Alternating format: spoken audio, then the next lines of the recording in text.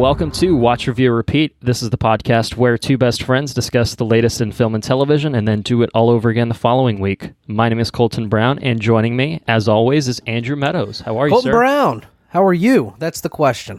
How are you? Turning it around on me already. I see how this is going to go. I'm doing well, and it is a very great honor for me to welcome not one, but two guests to the podcast this week. Ink to Film's very own Luke Elliott and James Bailey. Welcome to the show, gentlemen. How are you? I'm doing great. Thanks for having us. Hey, guys. Thanks for having us. Absolutely. So, James, obviously you've joined us a couple times in the past, and Luke, this is technically your first appearance with us on Watch, Review, Repeat, so it's a thrill for us to have you on here. Hopefully you enjoy your time. Hopefully we don't scare you away too quickly. No, I've listened to the past. I'm into it. Good. I think you'll find it's certainly a different environment than Ink to Film is. Some would say worse, opinions being what they are. Look, That's not right. Everyone appreciates some attempts at self-deprecation every now and then, and no, you guys do an awesome job. I think your podcast is fantastic, but the work you guys put in, like every week, continues to astound me personally. As someone that's not great at reading particularly, I'm always impressed with how fast you manage to fly through the material, but I love what you guys do. We don't need to spend too much time at the top, but if you guys could just spend a minute, maybe there's some listeners of Watch, Review, Repeat that are not familiar with your podcast. Do you guys want to talk about that very briefly? Sure, yeah. So we cover book-to-film adaptations, and like you said, we read the novel first. We talk about that at length, and then we get into the movie adaptation. And James always educates me about all the things that went on behind the scenes and movie making process that I don't know about. So we kind of use our backgrounds to inform the show, and we've been going for a long time now. I think we started around the same time as you guys. You got a little ahead of us in your episode count, but we're creeping up on 100 ourselves, and we're excited about it. Well, you guys are very consistent with your episode releases, whereas Andrew and myself get off schedule pretty much every week for one reason or another.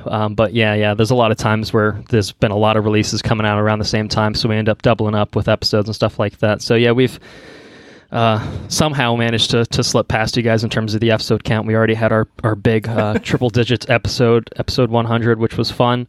But we're here for episode 105, and we're talking about Stranger Things 3, the Netflix original series. Third season has arrived, 8 episodes. Once upon a time, James joined us back in the day to talk Stranger Things 2, very early on in our tenure, which was a really fun episode. And so, we thought it, first of all, it'd be appropriate to bring him back, but to bring you in as well, Luke. I think it should make for a very fun episode. I'm excited to talk about Stranger Things. We'll hold our thoughts on Stranger Things. We're going to get into it in just a little while. I got a fun fact, bitches.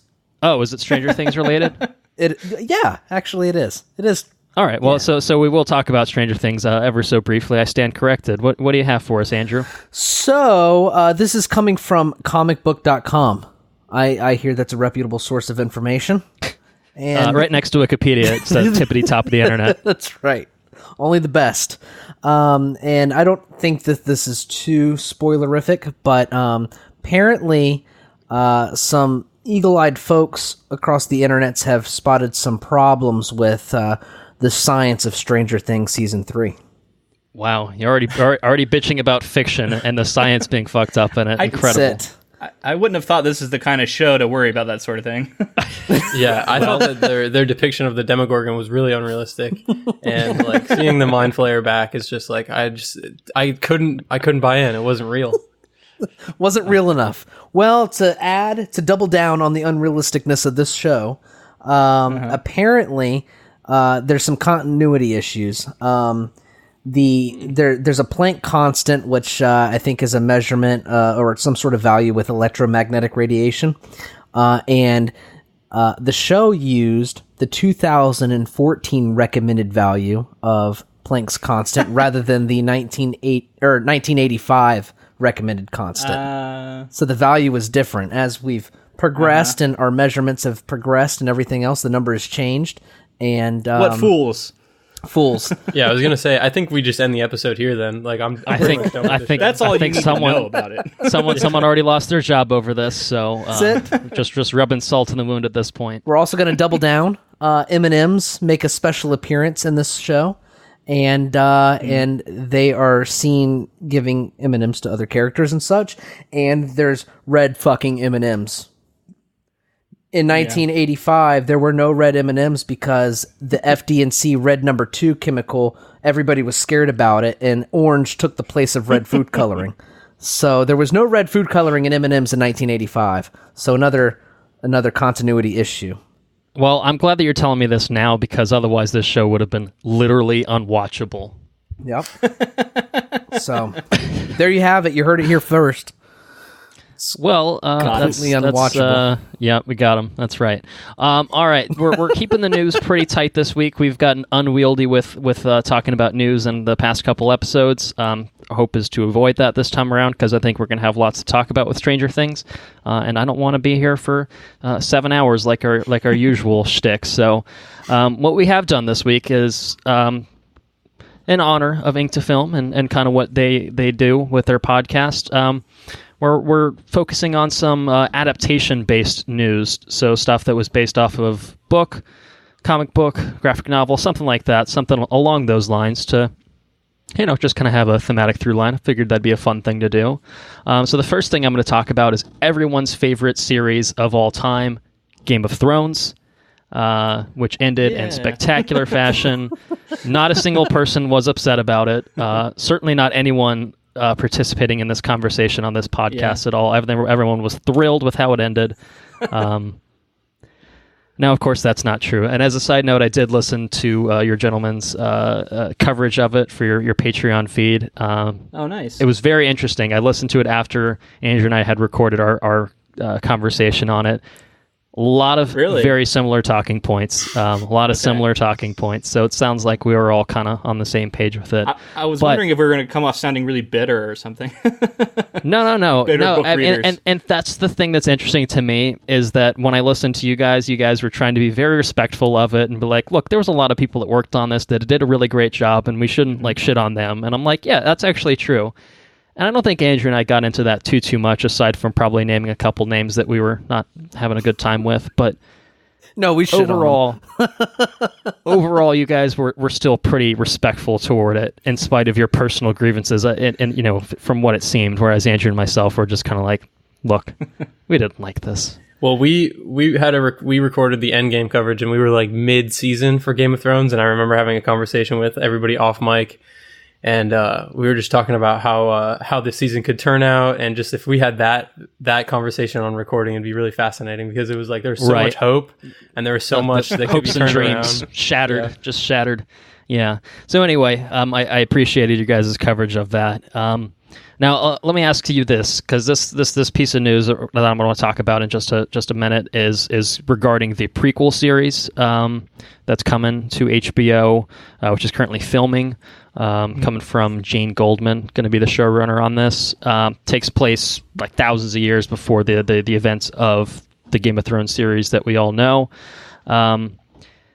Coming off the heels of Game of Thrones ending the way that it did, do you guys feel any sort of excitement for potential prequel series? I mean, we know that David Benioff and D.B. Weiss are not involved with this particular show, so we can't point the finger at them anymore. At least Andrew and myself can't point the finger at them anymore. Like, I know, Luke, you in particular, you're a big fan of A Song of Ice and Fire's the book series, from the man himself, George R.R. Martin. So do you think that there's still potential for HBO to really crack something still exciting, or has the final season kind of poisoned the well for you guys overall? I'm curious to see where you guys stand on it. For me, hope springs eternal.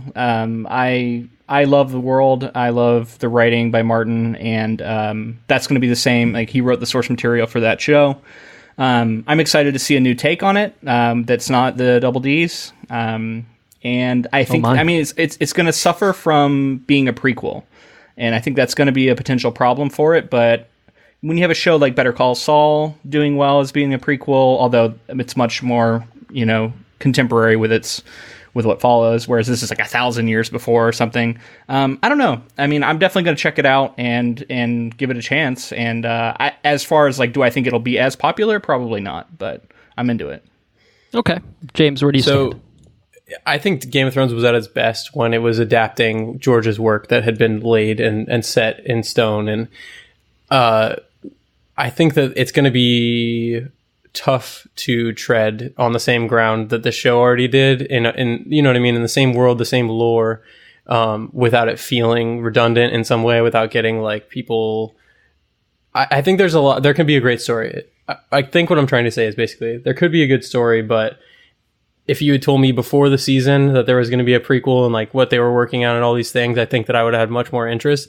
But like, honestly, currently I just can't find myself. I like, since Game of Thrones has ended, I've gone back and started reading the books.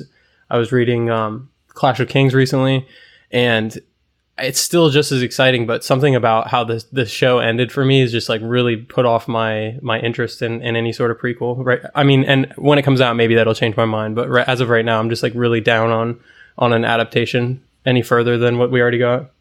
Yeah, Andrew and I talked about this previously, and I think that's probably close to where we're at with it, is like, yeah, I mean, we'll probably watch it. Let's not kid ourselves. There's still enough of an interest in the potential there that it could turn out to be something good, but it's hard to say that we're excited for it, quote unquote excited for it. But I can give you 5 facts about it, courtesy of George R.R. Martin, that maybe will reshape your opinion or have absolutely no effect whatsoever. We'll find out. So this is from Entertainment Weekly. He gave an interview where he was talking about what's going on with this prequel series. And according to him, fact number 1, Westeros is going to be divided into roughly 100 kingdoms in the prequel. So 7 kingdoms or 6 kingdoms, depending on where you are in the series. Sounds like it's going to be a lot more expansive than that. So that's interesting. I think it's the same area. I think it's the same area, but it's just like everything was more fractured back then. It's small, right. Like, yeah, I think it's the same landmass. Right. Yeah. So, but either way, it sounds like it's going to be even more complicated in terms of like families and alliances and all these places. That's to think true. about. The writers are going to have to be on it and like really have to nail down like what the audiences are going to try to go along with it, but explaining that kind of stuff sounds like a huge undertaking. That's it. Yep, that's a You're good not call. wrong. Well, we do know who one of those families are going to be. Fact number 2: there will be Starks and there will be direwolves. So They're Can't get away from too many Game of Thrones touchstones, I suppose. Otherwise, you risk losing everyone and not being interested in it. My question is: are the Starks going to be the main family, or is it? That's a good question. I feel like I feel like they've got to be more peripheral to the storyline, because I feel like if you're just doing the Starks again, why Right. bother? I love the Starks, suspect and the I love this. Targaryens will be the focus. Especially with the way that the series ended up going, where it was very, very Stark-centric, I think, in the last couple seasons. I kind of feel like, yeah, that's probably not the direction you should go in again. I would love to get like really close to like a lower family, like somebody who's like under the oppression of these other huge families that we already know about. Yeah. Well, and this might be in your facts coming up, and it probably is, and I'm probably stepping all over it. But no worries. I read that Martin hinted that the Lannisters won't be in it. However, the formation of their house might be a plot point, which sounds like that'd be cool. That's exactly what fact 3 is. There will not be any Lannisters, at least not at first. So what he was saying is that Casterly Rock is there, and it's occupied by the Casterlys for the time being. So potentially that is a storyline that could be explored as the formations of the House Lannister. So that would be an interesting thing, I think, to explore. I think that sounds really cool. You guys are starting to turn my opinion a little more positive. Yeah, Right. I was like, all right. As soon as you see a trailer, you're going to be all in. I hope they wait enough time. Yeah. I think it's going to take a couple of years, but I think you got to let the saturation go back down, and then get people who are kind of hungry for that to come back again. I just think that I worry about George giving someone bullet points again, and then having somebody else tell. You know what I mean? It's based off of his source material. He has prequel books. Now they're not like the same kind of book as like they're written more like histories. Is my understanding. I just wonder if are they gonna be telling those stories, or are they going to be telling the stories from characters that he hasn't written within the world of those characters that he has? I suspect the former, but I'm not sure. Yeah, I don't know. I do know it's going to be an ensemble cast, as per usual, I guess, Game of Thrones fashion. It's what Martin says. He says he says the show is quote unquote such an ensemble, and you think that's going to be true for the prequel too. They don't have leads so much as a large ensemble cast. So I think well, obviously it probably goes with the territory of having 100 kingdoms, as we talked about. Probably a lot of families, a lot of characters to track. So I have to imagine like HBO is not going to stray from the path too much. Like set it in a different time period, but what made Game of Thrones work, at least I think in its heyday, was having a drama at its core with a lot of characters and a lot of interesting, well-developed characters, and then you throw in a little bit of fantasy here and there just to inject a little excitement for anyone there. And obviously, it kind of went more full-blown fantasy towards its ending, but I think when it worked, it was really just that political drama at its core. I suspect that I are can see that being the case. Start off in a more full-blown fantasy area, because from my understanding, a lot of that like old histories, there were more dragons, there was more magic, and that all White faded Walkers by the and stuff, time Game of Thrones really kicked off. That it all kind of faded into good, myth, yeah. And so I suspect we'll be into more of that sort of thing just from the jump, but I could be wrong. And that's the thing that and whenever people were talking about prequels and other series, I always thought that the logical place to go is Old Valyria. Just tell the story of the Valyrians in power and their political vying and actual dragon wheel like riders and everything flying around. Like I think that's an obvious place to go to. I just wonder if that's what we're getting. It doesn't sound like it to me. It sounds like we're getting something a little different. But maybe that'll play a part. And I can't imagine this is going to have a bigger budget than the main show did. So you wonder how they're going to be able to handle that if there's a lot of those I think it'll certainly have a bigger budget than season 1 of Game of Thrones did, but compared to season 8, I don't know. Yeah. Probably somewhere in the middle. I'm sure it's, I think HBO knows that they have a potential cash cow on their hands as long as they don't piss people off even more than perhaps they already have. And, they can keep some people invested, keep them interested. So I wouldn't be surprised to see this one have a good amount of money to work with. Are you interested, Andrew? I haven't heard you yet. No, I'm not really interested. I'm a little sore, to be honest with you. Not into it. I need time. Time mends all wounds. It needs time to heal. Time mends all wounds. That's it. So, all right. Well, I got one last fact for you guys, and then maybe we'll do some final thoughts on it and move on. How's that? Does that sound like a plan? Sounds like a plan. All right. So there's no title officially, but Martin says that his preferred title is The Long Night, which of course was the name of an episode in the final season of Game of Thrones, which depicted an so long night, just one of the most horrific events possible. Things went so poorly for everyone, as we all know. But he's also heard a suggestion that it could be called The Longest Night, which is, sure. It had to be longer than the fucking night that came before it. Anything's longer than that one night. It's like the Age of Ultron lasted about a weekend. It was everyone had a real tough go of it. Yeah, I think that kind of stuff was always fascinating to me. Whenever I was reading Game of Thrones and the show was really popular, I was really like diving into the lore. That's the stuff that I always was like, oh my god, Bran the Builder and like all these old Valyrians that Children of the Forest and power shit. And the power, the conquest and everything that happened. Like that's the stuff that I think people want to see. And the other one that people talked a lot about was like Robert's Rebellion, but I feel like Robert's Rebellion will be treading a lot of the same ground. So I think going farther away is a good idea, and maybe just given enough time, I think I'll be into it. But for now, I'm going to say I'm very cautiously optimistic. It's going to be really interesting to compare this coming HBO show, to the Lord of the Rings prequel series we're getting. Everyone's getting in on a fantasy game. Sounds like they're taking the same strategy of going way back into histories. And I feel like it's going to be a one-to-one comparison people are going to be making. Yeah, and I'm sure they're probably going to invite those comparisons. So, yeah, I'm excited. I'm excited about that Amazon show. That could be really cool. Or, of course, they could pull season 8 of Game of Thrones. You never know, so... it's always on the table. So anyway, that's what we have with the Game of Thrones prequel, The Long Night / The Longest Night / something. The night just gets longer and longer and longer. I think there was a rumor. Slow evening. It's a rumor titled of like Blood Moon or something like that, which sounded horrible to me. It sounds like a Twilight spinoff. So I don't know. Wait, someone said it could be called Blood Moon? That's what I heard. Something like that. Yeah. Oh wow.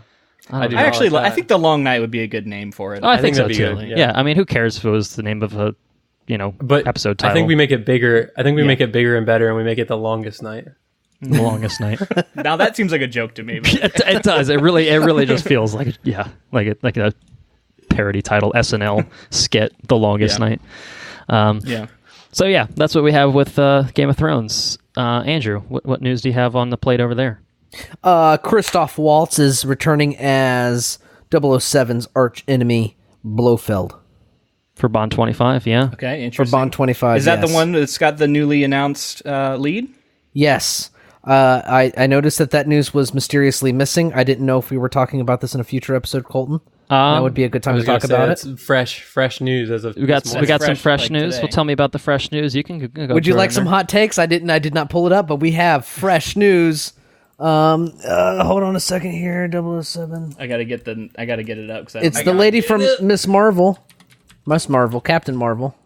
Oh, is that where she was? That's Lashana Lynch is set to take the 007 status from James Bond himself. Yeah, woman of color. A woman and a woman of color is taking the title of 007 apparently in Bond 25, which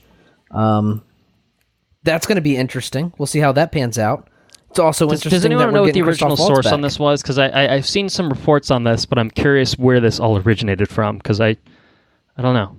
Collider. It's being widely circulated now. I'm like 90% sure this is real. Okay, I don't know the source though.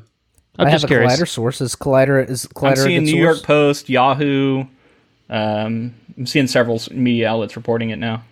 I mean, it's on the internet, so it's true, right? It's got to be. Just like that Harry Potter prequel that was announced. Yeah, Totally was not real. yeah. No, that was, So yeah. I mean, Blofield's coming back.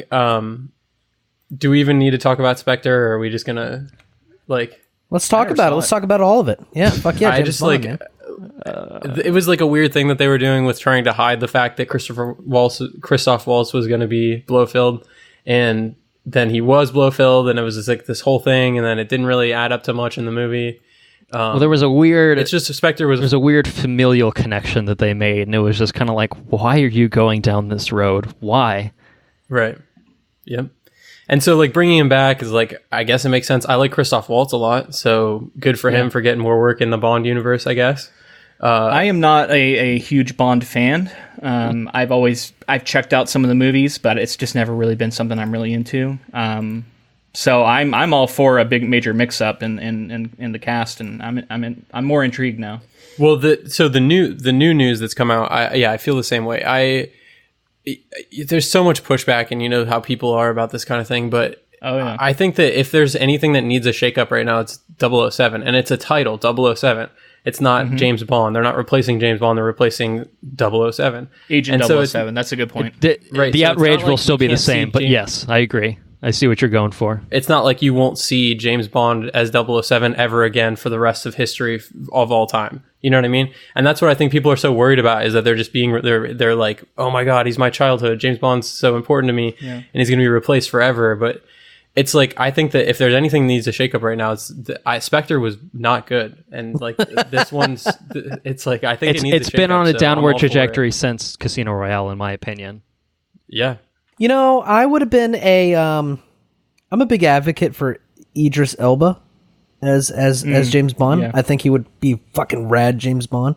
Yeah, that was a big thing online for a while. Everybody was vying for that. Yeah, but you know, like you say, shakeup is good. I like shakeups. I also like Daniel Craig. I also like Christoph Waltz, and Spectre was. Yeah. And do you like Spectre was not Lashana very Lynch? Because now she's apparently 007, so... good. She didn't get a lot. I mean, she didn't have the biggest role in Captain Marvel. I can't think of her anything else really. Can you think? What else That's has probably she the been only in? thing I've seen her in. But I liked her in Captain Marvel. Yeah, It was me a too. fun role. I think for me, it's just going to depend on how good the movie is. You know, if they pull it off and it's great, then guess what? It's a great 007 movie, and that's how I'll feel about it. So I think there's going to be a lot of scrutiny placed on this movie, and a lot of people are going to hate it out of the gate. But Oh yeah. It's like I we. think that- Have you listened to our latest episode on our Ariel news? Ariel. Little Mermaid yeah. casting. Yeah. Yeah, people are just fucking stupid, man. That's just the way it is. People are just stupid. It's It's the okay. second episode in a row where Andrew's just going in. He's just going in.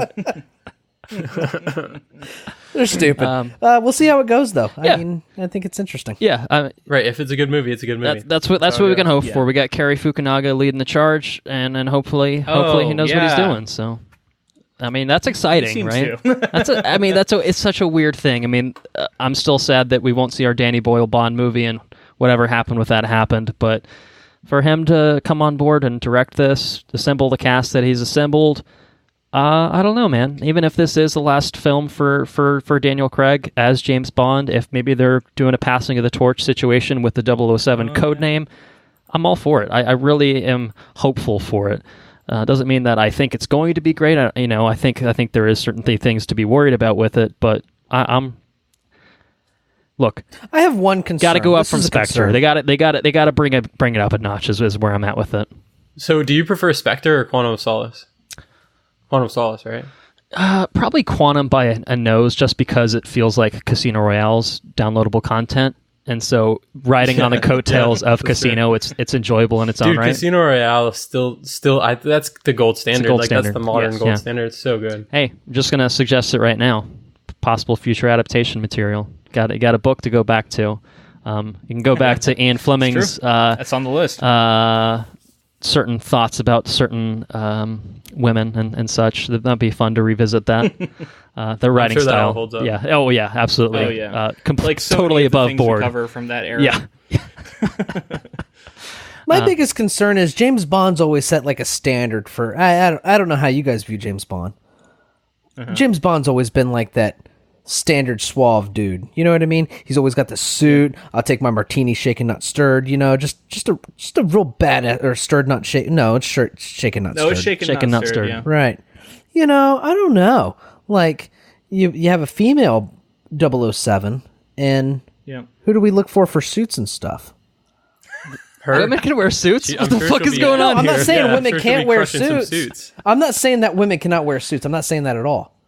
Right. Yeah. But where do we reference men wearing suits? I think we just this like is an James outrage. Bond I is see still in what's the happening movie. here. Okay, yeah. I mean, Do you see James what I'm Bond saying? is still in the movie, so maybe look at James Bond and then pass the torch 007 to. I mean, it's not like Okay. there's not any other movies with men wearing suits in them. no, they've taken away What are we everything gonna from look us. to, though? They've The ruined fucking our Kingsman? childhood.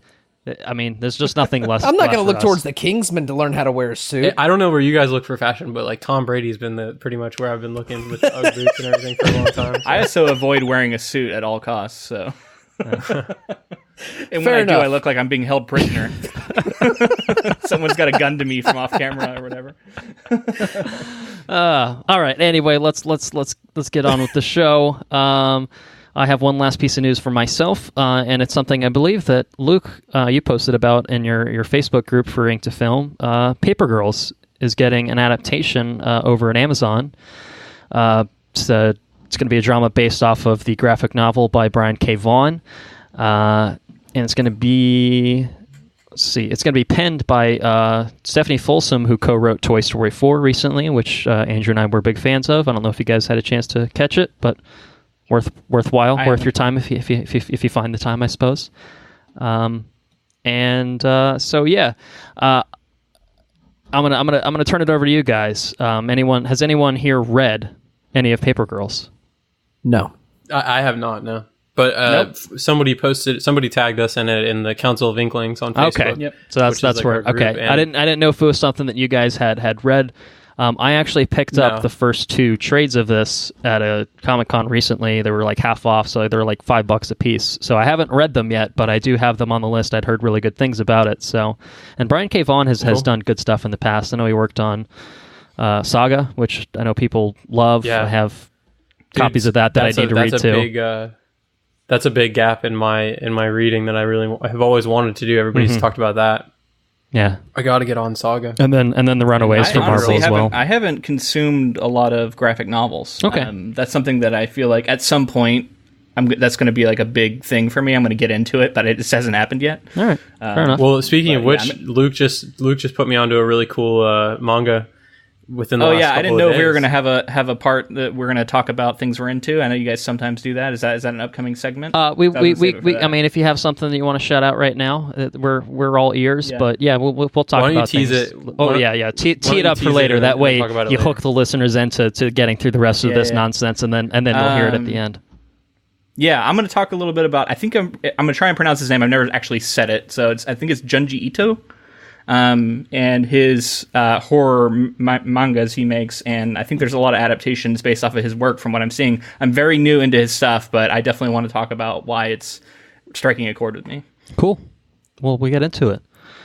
Paper Girls. I believe it was described to me as Stranger Things, but with cooler kids. It was something like vaguely a description on it. So the description per the Deadline article is that it's about 4 young girls who, while out delivering papers in the morning after Halloween in 1988, become unwittingly caught in a conflict between warring factions of time travelers, sending them on an adventure through time that will save the world. Holy shit, that sounds pretty cool. So that's pretty cool. Yeah, I think so. Alexander Scott is the one who tagged us in our Facebook, and I think he said something about it being like Children of Men mixed with Stranger Things mixed with something else. Right? Do you remember this? Those Luke? are a lot of buzzwords that get me very excited. I like the sound of that. I can't remember the exact combo of titles he threw out there, but I think you're right about 2 of them.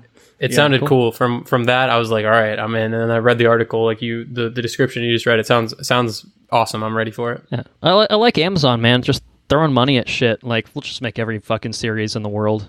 Like, How many Amazon original this series massive have you arms actually race watched? with streaming services. It's crazy, but Well, it's great for us too. Like I've been saying it for years that like Amazon is going to overtake everyone, man. They have the capital to do it, and they don't sure sell do. just movies. Might not be They're a good selling thing. well, Maybe hey, not. someone's got to compete with Disney at some point, right? you right. I haven't watched any we have Amazon 2 mega corporations shows, in control though. of everything, Just 2. not just one. I know they came out with the World War II, or not the World War II one. What's the one they came out with? It's based on a book, I think. The Man in the High Tower.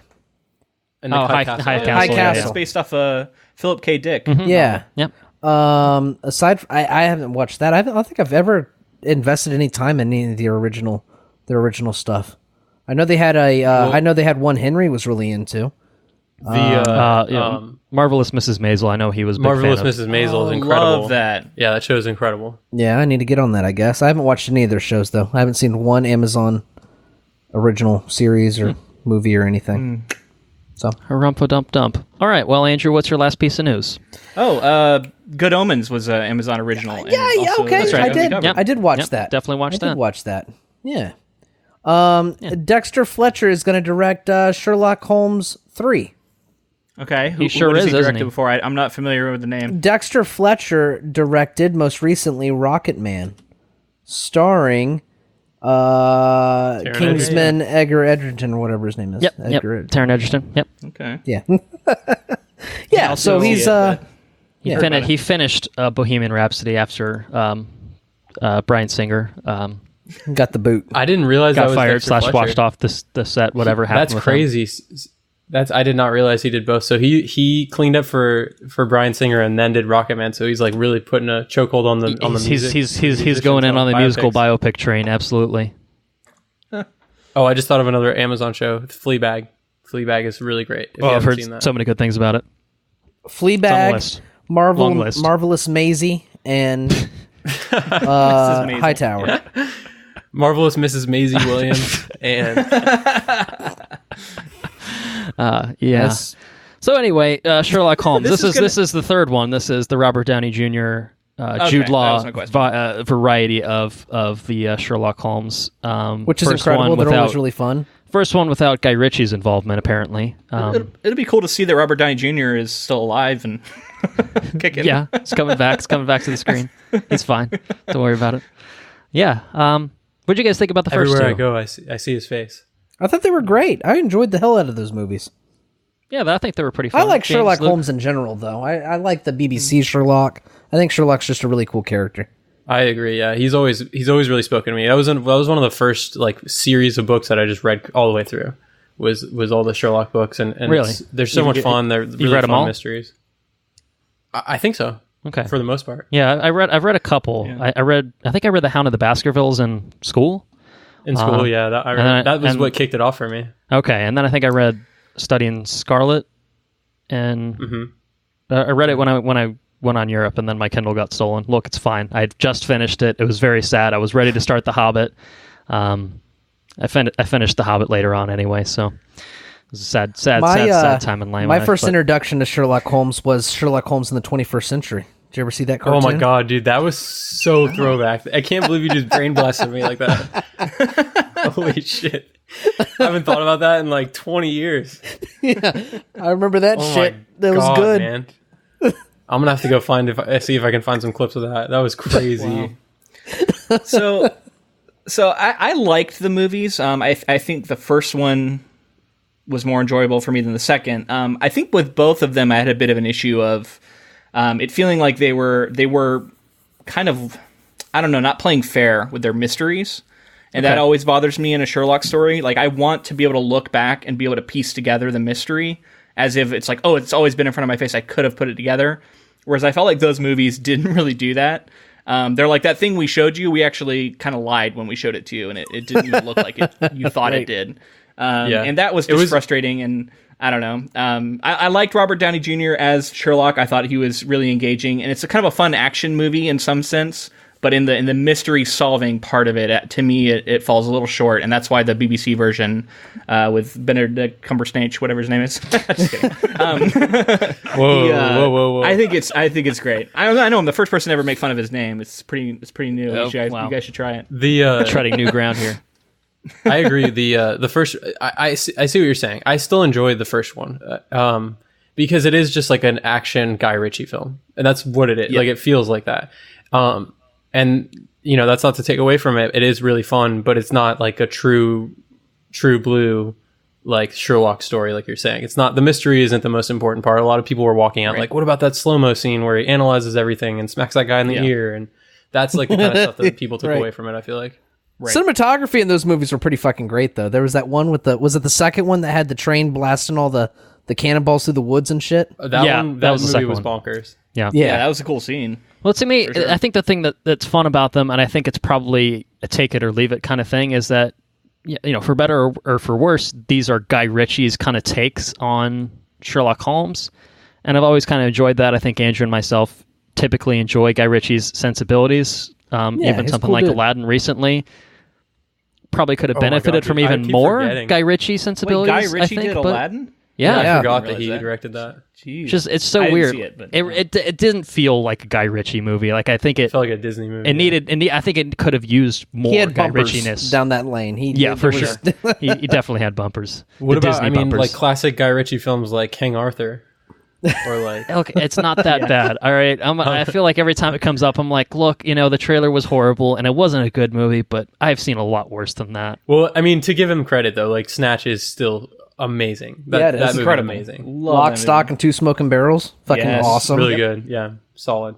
Good stuff, man. Yeah, so it's gonna be interesting to see if Dexter Fletcher is gonna try to emulate the Guy Ritchie style or how that's gonna work. That's what I'm curious to see. Is he just going to try to do a carbon copy, or is he just going to take what's worked and put his own imprint on it? Guy Ritchie's definitely an auteur. Latter, you can usually pick out a Guy Ritchie movie for the the qualities of the film, but I don't know that I haven't seen a lot of this guy's movies, but I don't know what his style is. I mean, I guess you probably have more input than me because I haven't seen Bohemian. I saw Rocket Man last week. Talked about it on our Spider-Man episode, and I thought it was really creative and pretty fun overall. So and he's got a unique style. Far cry from Bohemian's annoyingly bland bullshit. So did we talk about the edit? We might have. Yeah, I don't know if we talked about it on air, but yeah, I think we talked about that. I think we talked about that at dinner that time we come up to Orlando. Maybe that's probably what it was. I was like, I know we definitely had a conversation about dinner eating food at a restaurant or something. I don't know what they were trying to do, man, but that was and Bohemian Rhapsody. Yeah, I think just look up YouTube Bohemian Rhapsody editing. It's almost certainly the first result you'll find, and it's really quite incredible. That's it for me on the Sherlock Holmes front. You guys ready to jump into some Stranger Things talk? Let's do it. Okay, so Stranger Things 3, created by the Duffer Brothers, starring Winona Ryder, David Harbour, Finn Wolfhard, Millie Bobby Brown, Gaten Matarazzo, Caleb McLaughlin, Noah Schnapp, Sadie Sink, Natalia Dyer, Charlie Heaton, Joe Keery, Dacre Montgomery, Maya Hawke, Priya Ferguson, and Cara Buono. Stranger Things 3, I mean, look, you probably know what it's about, but hey, here we are. It's the summer of 1985. I'm sorry, go ahead. I'm really glad that you said Dacre before I did, because I had no idea how to say that. Oh yeah, I think I heard him say his own name in a YouTube video. It's usually how I investigate these things. I would have said Daiquiri, but sorry. Go ahead, your synopsis. It's a very alcoholic kind of man. So it's summer of 1985 in Hawkins, Indiana, and the new Starcourt Mall has become the focal point of the town. But strange power fluctuations indicate that the mall may be a focal point for something otherworldly, something more sinister, something upside down. I wrote that myself. Nice. Round of applause. Round of applause will be acceptable. Thank you, guys. The ellipses really sell it. Thank you, guys. I like that a lot. I like the bow. I wrote that myself. I took a pause and I was just like, all right, people better applaud this shit. All right. I'm gonna turn it over to you gentlemen, you fine gentlemen. Give me some non-spoiler impressions of Stranger Things 3. Did you guys like it, dislike it? Anything goes, and anyone can start. It's all up to you. What'd you think? Well, I thought it was pretty fucking cool. I'll tell you that. I think I enjoyed it more than season 2. Oh, hot takes Hot already. take. Yep. Sizzling hot. I'll jump on that hot take. I think I'm right there with you. Yeah. I'm getting burnt on this episode too. It happened in Spider-Man now. Now it's happening here. Oh my. I enjoyed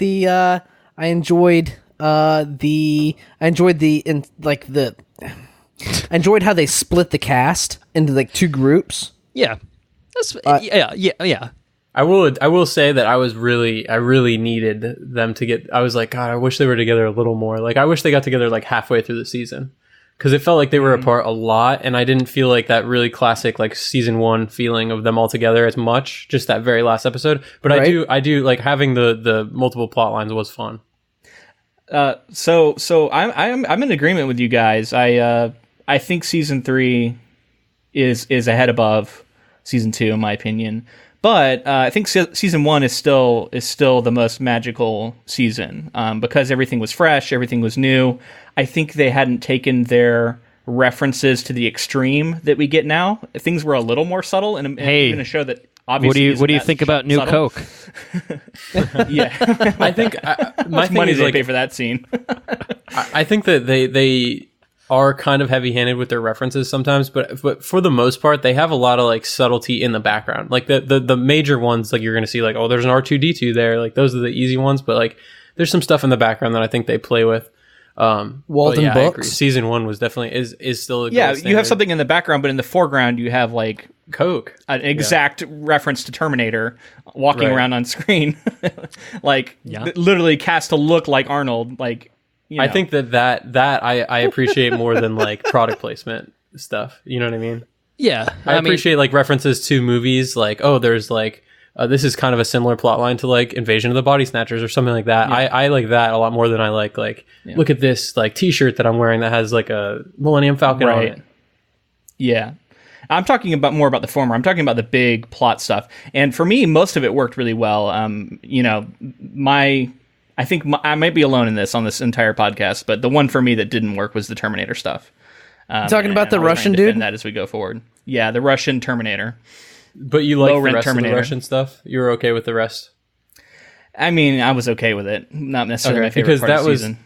That was the thing that was like pushing it for me. And like I don't want to get too spoiler here, but the I think it was really silly, but I bought into it because I was like, okay, I'll go along with this. And I think Stranger Things has bought a lot of goodwill for me. So like even though it was like a cheesy 80s like Russians are taking over Red Dawn kind of situation, it was still it was just enough to where I was able to have a good time with it still. Yeah. Well, I guess I'm going to come in with another scorching take. This is easily better than season 2 for me. But I'll You agree. didn't miss Eleven's friends. You didn't miss Eleven's like little friends and her. I gotta say, I'm so glad was that the worst. that's on the SS abandoned plot lines. Apparently, I guess it doesn't mean they couldn't potentially bring it back if they wanted to, but it felt like that was like, look, we're gonna set up this whole spin-off series, and everyone fucking hated it, and they're like, we're not, yeah, we were never planning on doing a spin-off with this, yeah. We're talking about the 11. I think it was like episode 7 or something. Right? Last, Yeah. Stranger Things 2, where it went off with 11's like side group of friends, right? Correct. And like I didn't hate all of it. I just didn't think that felt like they were very clearly just being like new stuff and continue to watch our spin-offs and other things like that. Yeah. Let's just say that something it didn't work. Yeah, it is. Yeah, like I said, I think they took the hint, I guess, which is I think is probably a good thing. Right. Yeah, I agree with you guys in the sense that season 1 had this sense of magic to it. You know, it's kind of the original one. It had this freshness to it. And maybe it wasn't overladen with the nostalgic references that you get now. There was certainly a lot of it in season 1, but you know, because we hadn't really had something like that at that time, you kind of just took it for what it was, and it didn't feel like it was, hey, look, new Coke is way better than old Coke, or what. You know, it wasn't that like so in your face about it.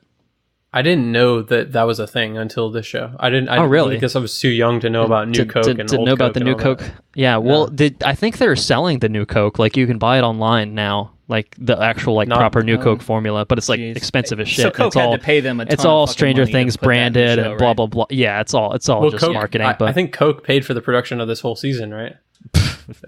I could see it. They have the money to. I'm sure they were like, all right, we'll throw you a couple bones. Well, Coke let's and just say, Eggo let's just and say, they spent, at least it looked like, a lot of fucking money on this particular season. It really, to me, felt like they upped their game in terms of visuals, in terms of spectacle, because there's a lot of stuff in here, and I'm like, this is like really high quality, like movie grade shit that I'm seeing on screen. Really impressive, kind of what they did with, especially like the last episode. What blew me away is like it felt like they actually legitimately built them all and like from the ground up and put in like all the 80s stuff and made it like, because that's all set. None of that's like CG or anything. Like they had to build all that. It feels like they took over like an abandoned mall and just like refashioned it into an 80s mall. Like I don't know how they did that, because They probably did that. I mean, it's either a massive sprawling set you or could probably just find a very mall that was- creatively constructed. You can probably find a mall that was built in the 80s, you know? something Well, like yeah, that. yeah, So you that- have the yeah. right architecture. Tell you who blew me away was fucking Billy. Billy blew me away. Daiquiri Montgomery. Daiquiri. I don't know that fella's name. I just know him as Billy. It's not Daiquiri. Wait, it's Dacker. It's Dacre. Screwed it Yeah, up. we say Dacre. Dacre. Yeah, he was great. He's pretty cool. He was a standout from season 2 for me, so I was really glad to see they gave him even more to do in this season, in my opinion, and kind of flex some different sort of acting muscles and Make the pun. Make the pun. yeah. Make the pun. You're talking about his muscles. Go ahead. Oh, you were saying like flexing his muscles. No pun intended. Oh, okay. That's how you make the pun. You say that it wasn't intended. Okay. Yeah, exactly. What else did I like? Let me ask you a question. The first time the Russian came on screen, I thought Terminator? he was Terminator. I thought he was, and this maybe sounds stupid. I don't know. For some reason, I thought they de-aged the old man that was running the power plant in season 1. I mean, he's got kind of like that flat top type hair. I don't know. He just kind kind of of looked. He just looked. And the guy kind of like he kind of looked fake. Well, let me ask you this. Let me turn this around on you, motherfucker. Okay, go ahead. How many alcoholic beverages had you been consuming when you came to this realization? Well, episode no, it was not a lot. Not a lot. It's not an answer to the question. All right. Okay. This episode 1, it was 4th of July. I watched it.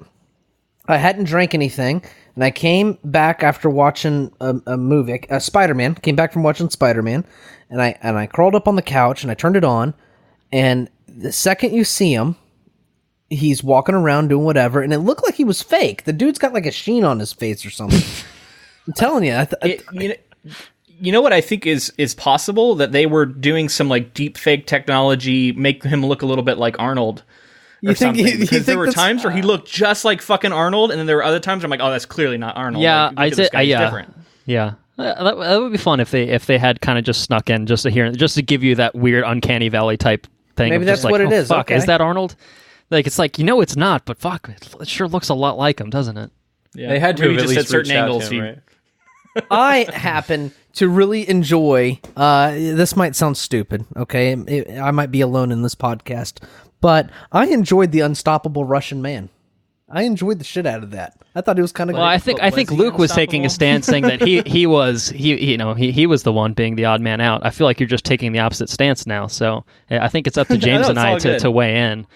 I'm gonna say I'm on pro Terminator.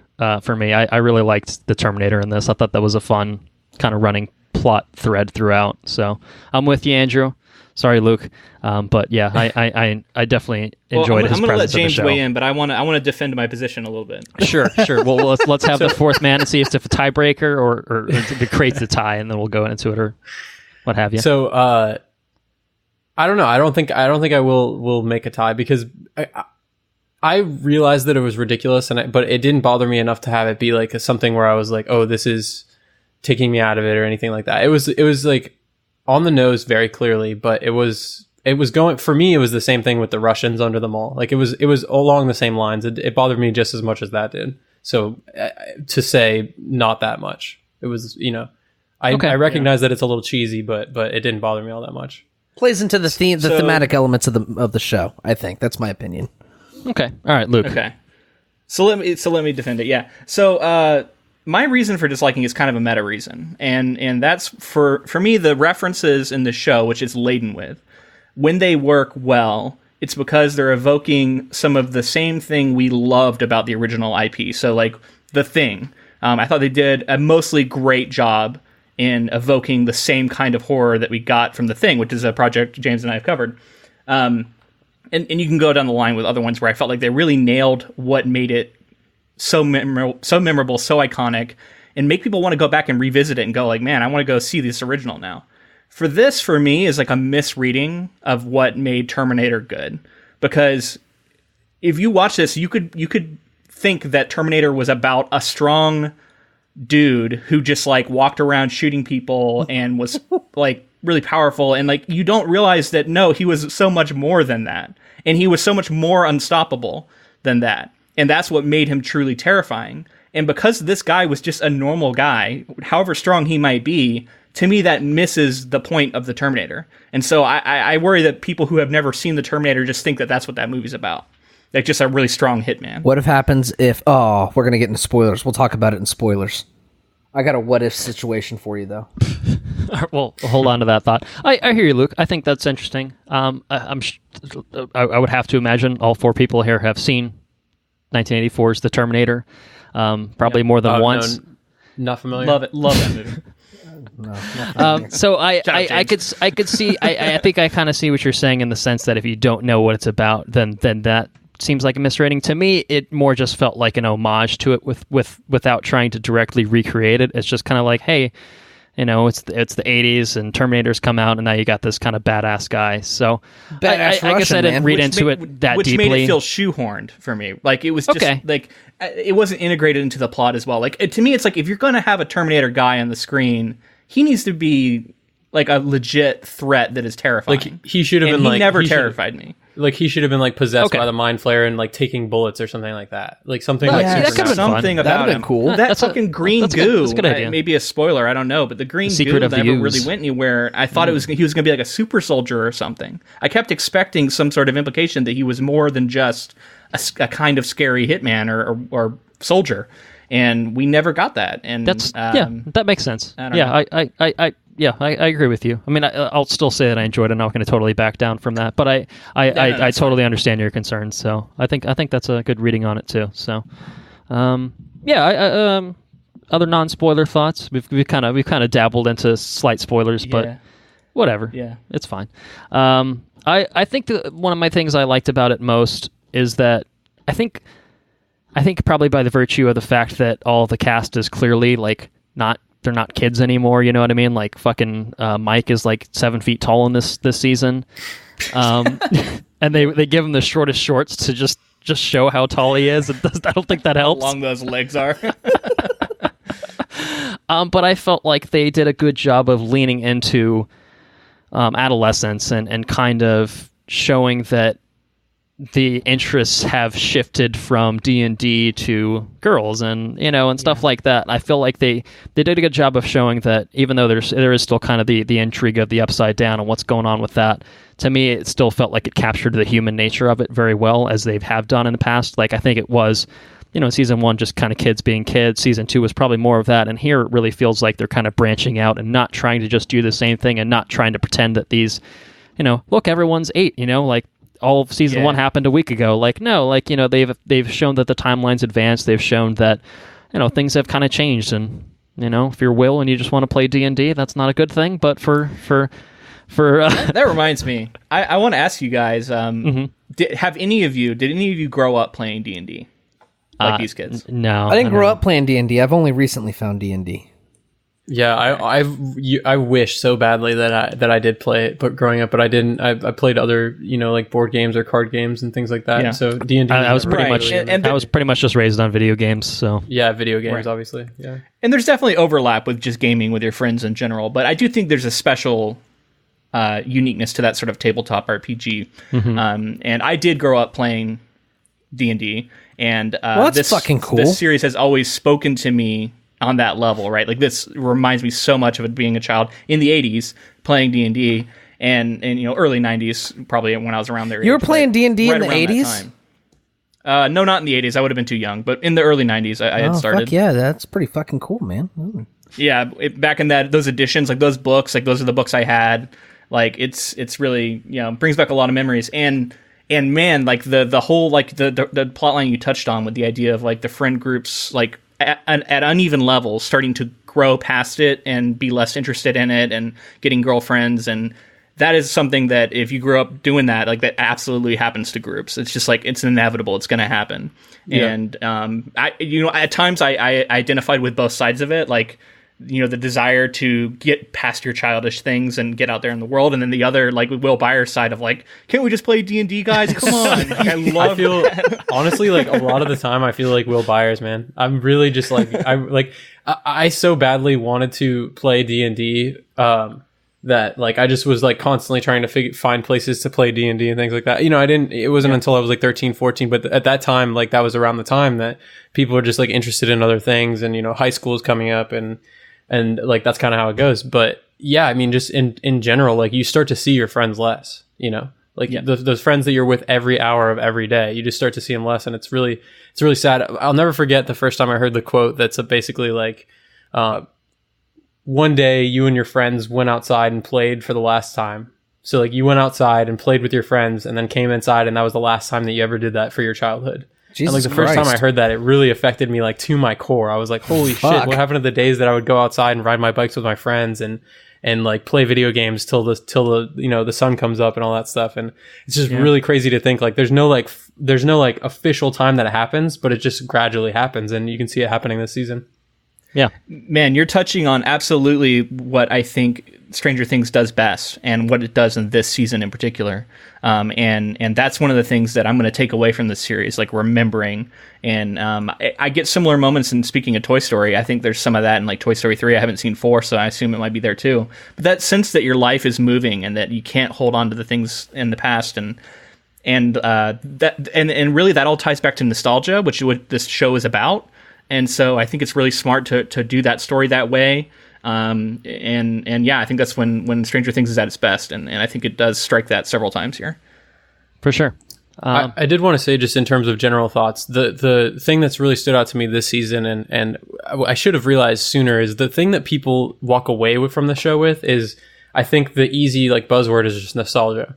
But the reason why the show is so successful, I think, is because of how they understand their characters. They've set up really well-defined characters that people can see themselves in and attach to. And like this season really sold me on the fact that like it's about the characters. There's a lot of nostalgia, there's supernatural, there's scary stuff going on, but these characters are why people come back to the show and care about it. Absolutely. I agree with that. And 100%. I think echoing probably what Andrew said earlier, I think a good way of exploring characters is how they did it this season, is to give them kind of separated arcs with maybe some characters they haven't interacted with all that regularly, so you get kind of off-kilter pairings, and that kind of forces a new dynamic, which gives you a new reading on that character.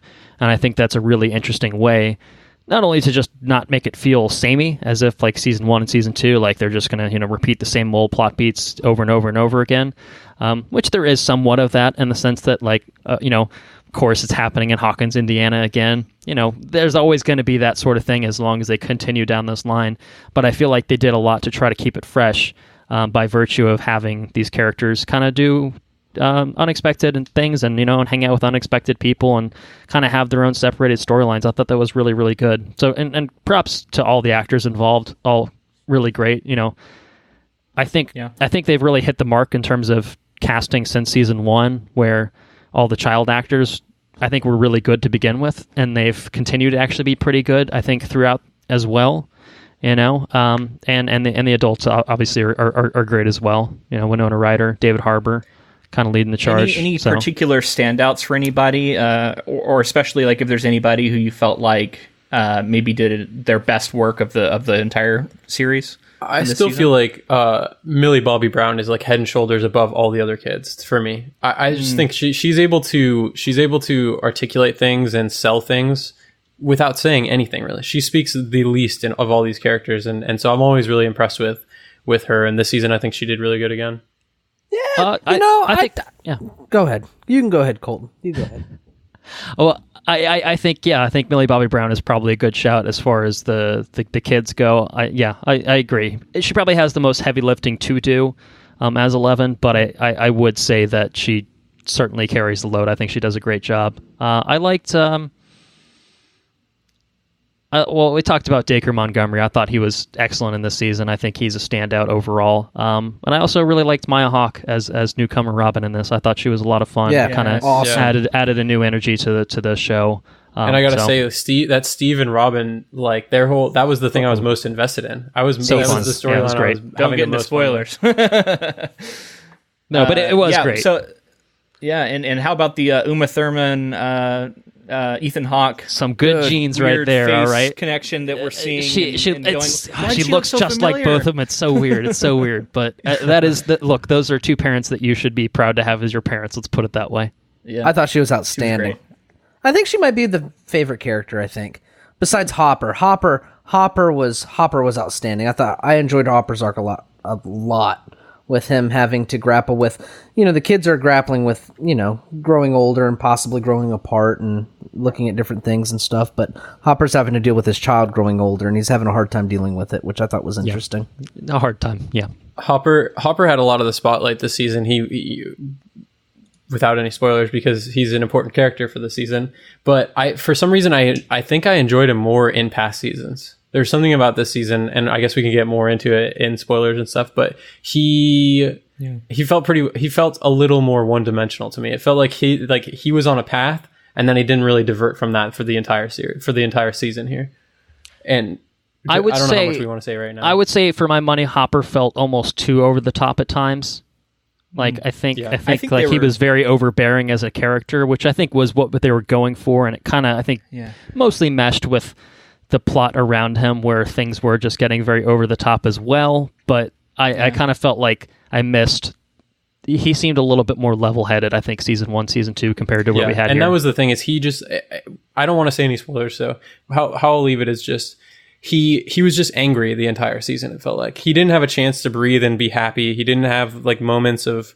I guess there early on in the season, there's a little bit of like seeing more to his character, but from like probably episode 2 on, he's just like pissed and like on a rampage the entire time. Yeah. And there's pros and cons to that. I just feel like I liked the diversity more in seasons 1 and 2.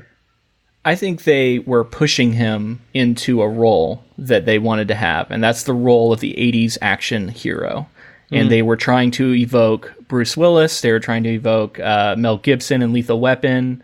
They were trying to evoke a lot of these characters who are so over the top and destructive in a way, and almost caricatures of themselves. Mm-hmm. And they wanted to have that character in the midst of Stranger Things. And at times, I agree with you, where it felt almost like it didn't quite mesh with the Hopper we know and love from earlier seasons. Like they're kind of forcing him more into a different role. That's another good rating. Just at times. No, and I think it was still fun overall. And David Harbour, I think, was really good too. But yeah, I just kind of felt like it was a different energy for him than we'd seen previously. But I do think that was the intent and whether or not that works for you is probably just going to come down to personal preference. I did myself fully probably subscribe expect to past Hopper, above this Hopper, but I did fully expect Ian McShane to pop out from the upside down crack and tell him that, you know what I'm saying, Colton? Wait. Hellboy, what are you doing? This isn't you. Is his floating disembodied head's going to pop out and say, "Hellboy, this is not the path you should be going on, Hellboy." I didn't even see Hellboy. I did not understand. I thought you were talking about Deadwood or something. I was like, why is Ian McShane being talked about? I had no idea. I was like, did you see Deadwood recently, or like, did you what's going on? Yeah. Anyway, don't watch Hellboy 2019 is a load of shit. Oh man! Before we move on from that, though, there was a scene with low rent Russian Terminator where they quote word for word, and then I finished it. Like, you can ask my wife. Like, I finished it before they changed it a little bit, but there's a word for word quote from Die Hard. Did you pick up on that, James? Yeah, I think I know what you're talking about. I can't remember exactly what it was though. You'll have to tell me. He says you can't. He's like, you can't shoot me. You're a cop. Cop have rules. Yeah. Well, that whole scene, and that whole scene then, was like the showdown at the end. Of Die and I Hard, was like, that's what my back. captain keeps telling me. And then that's not what he said, but like it so was. They didn't want to totally rip it off, right? Yeah. Well, there were shots in that I felt like were direct references to Die Hard. Like the shot, the gun behind the head, and like the way they set that scene up really was like exactly like that Die Hard scene. So at least it felt like it to me. I'm going to steal Andrew's thunder because he doesn't seem to be jumping on it. Soundtrack continues to be excellent. Stranger Things. I mean, come on. So yeah, that's what I got for non-spoilers. Any other thoughts? Shall we just move real quick, on? I wanted to mention Natalia Dyer. I thought did a really, really good job as Nancy this season. I think this might be my favorite Nancy season. I could see that was a standout for me. And this might be controversial, but like for whatever reason, I have never been able to get that. That's always been my least favorite plot line and storyline is I can't even remember their characters' names right now, but Will Byers' older brother and Nancy and Jonathan are the two that I've always like. I like what they have going on, and I think it's interesting, and I like when they bring them into the kids' storyline as well. But that whole thing with the newspaper and Nancy was pissed. A lot of that to me. We need to get into spoilers. of that to me. And like, don't get me wrong. I understand what they were trying to do with like, work environments in the 80s and like the discrimination against women. It was obviously awful. And it's like, I think it's a good thing to point out for right now so that people are, learning from the past. But that was definitely the plot line that I was the least invested in. Interesting. Oh, sounds like we might have some disagreements coming up. All right. Well, I think it's no secret that all of us liked this season to some extent, to some degree. But we will nonetheless move on to recommendations. So Luke, James, I'm not sure. I don't think we had this in place, James, last time we were here for a TV show, which would have been Stranger Things 2. Andrew and I have invented a very scientific method for accurate. recommending shows. Now, you guys don't have to adhere to this. Doesn't matter to us, but he and I, we've got a system. We've got to stick to it. So we have a 5-tier recommendation scale that we follow. At the tippity top is very yes, and then proceeding downward from that, it goes to yes, fine, which is middle of the ground, totally fine, and then bottom of the barrel is shithouse. I feel like I don't know if have we given out shithouse to any TV shows? We have. Wait, when was that? What was that? I think we gave we gave Shithouse to Inhumans. Oh yeah. Oh yeah, which came out the theatrical release just came out like earlier this week, right? Oh yeah, that's right. Yep. I think that was Marvel Studios just crushing it. The original projected release date for the Inhumans movie was like July 12th or something like that, and that just passed. Yep. And that movie didn't come out. No, it did not. It's because it was Shithouse. Fun fact. So anyway, yeah. Scott Buck, I think his name is. Go listen to our Scott Buck. Scott Buck's the guy. Go listen to our Inhumans episode, and never, for the love of Christ, never watch that show in your life. My recommendation is that this is a very yes show. I had a lot of fun with it, and even if I had some issues with it, I would say they were very slight overall. I thought this was definitely an uptick in terms of quality from Season 2. I really enjoyed Season 3, Stranger Things 3. Highly recommended. Go catch it on Netflix. And I do like that it's only 8 episodes. The pacing, I think, continues to be good with that because they don't feel the need to just pad out 20 episodes of nothingness.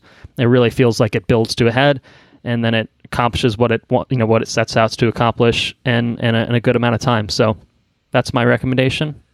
I think a lot of shows have started to learn from that, and power to them, because these shorter seasons are just so much more concise and getting to the point and really selling the story without any baggage or any sort of like filler to fill out like 13 episodes or even 22 episodes. And I love seeing this. I'd like to see like a lot of like Chernobyl, for instance. Everybody loves Chernobyl.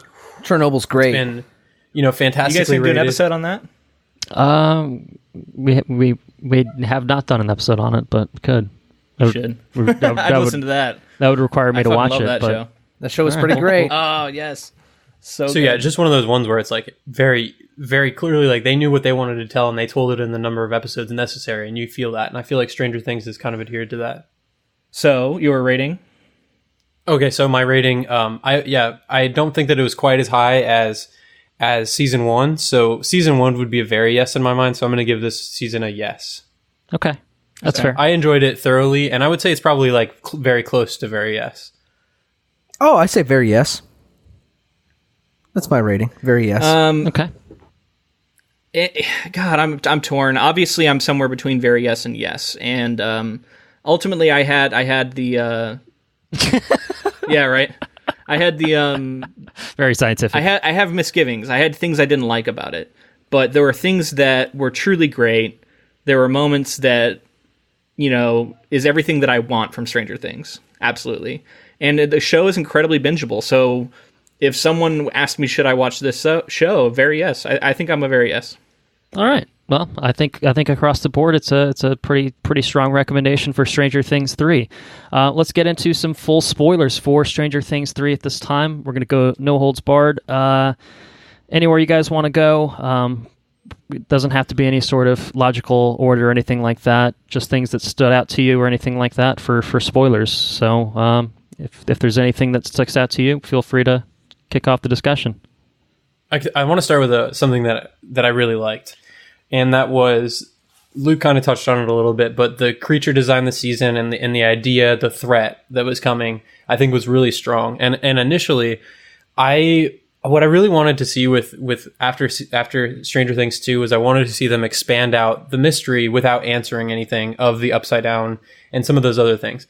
And I think where I think that Stranger Things gets bogged down with the scientists doing experiments, and that's what's going on here. I want to talk less about the scientists and that kind of thing, and maybe explore some other threats that are in the Upside Down, because I'm assuming the Demogorgon and the Mind Flayer aren't the only threats in the Upside Down. And so initially I was expecting, there's going to be a new enemy of some kind. There's going to be a new threat, something else is coming out, because clearly the Mind Flayer and the Demogorgon can be a threat at the same time.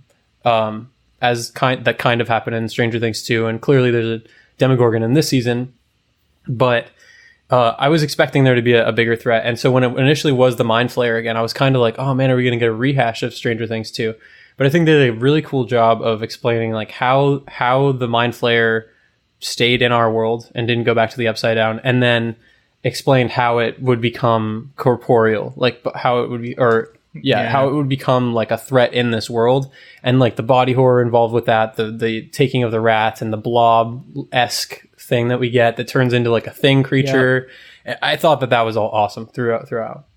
And the effects the effects in season 1, when you look at them, you're kind of like, ooh, this is like, you wish they had a little bit more time or a little bit more budget. These are like world-class effects at this point. Really incredible. I loved how gross all of it was. Like, it was like, even just like the rats exploding early on, it was just kind of like a ooh. But then when people just start like collapsing into like these fucking puddles of just something, that was all really awesome. Big rat human monster thing. Disgusting. Just disgusting. Yeah. And I like how they were able to form. It was able to form a shape that was very reminiscent of the smoke monster shape from season 2. Mm-hmm. Like you could tell that it was the same creature, which was cool, even though it was made out of like flesh now. Mm-hmm. Very dark. I loved. I want to talk a little bit about The Thing, because that's a project that James and I covered, and it goes all the way back to Joseph Campbell. Is that the right name? Joseph Campbell. No, that's the story circle, right?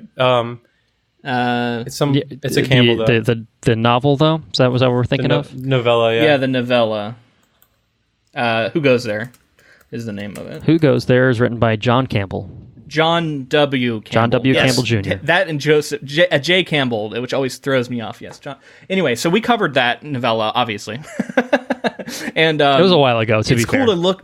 Yeah, and this novella was written in the 30s, right? And then it was adapted into The Thing from Another World, which was the 50s, which was the original thing that they reference in the New Coke discussion. Now, did you like? And then it was adapted. You said you didn't like the New Coke stuff, but you did like that they referenced The Thing, right? Within the reference. Yes, yeah, and it just was too product placement-y for me. But I mean, just because I know how that works. But the idea that other than that, I was fine with the discussion. The idea that a remake could be better is still a fun reference to make with The Thing, I think. Yeah. And then you get The Thing, and then you get The Thing 2011. Obviously, The Thing, Carpenter's Thing, is the one they're referencing most strongly. Mm-hmm. And then we get this, which is kind of another iteration of the same idea. And I think that, in a way, is kind of a meta conversation about how Stranger Things operates, and that it is a rehashing of like older material, but in a way that isn't like hasn't never been done before. It's a way that's actually a long tradition of things that we do in media. And so I think it was kind of cool to explore that within the show itself. And the Thing stuff in general for me was very good. The one thing that I think was missing to really strike the true terror that is The Thing, and maybe it's too adult, I don't know, is the perfectly passing infected person or like replaced person. Right. Okay. Because they always did a job of showing to us, the audience, that this person has clearly been swapped, and because they're behaving weirdly. And the thing that's so terrifying very about sweaty, The Thing typically. was how you could never know. Right. Exactly. Like very ominously and very villainy. Whereas in that, it was like the person you know and love is behaving completely normally until all of a sudden they transform into a horrific monster. And we never quite got that, but I don't know if maybe that's too dark for this show.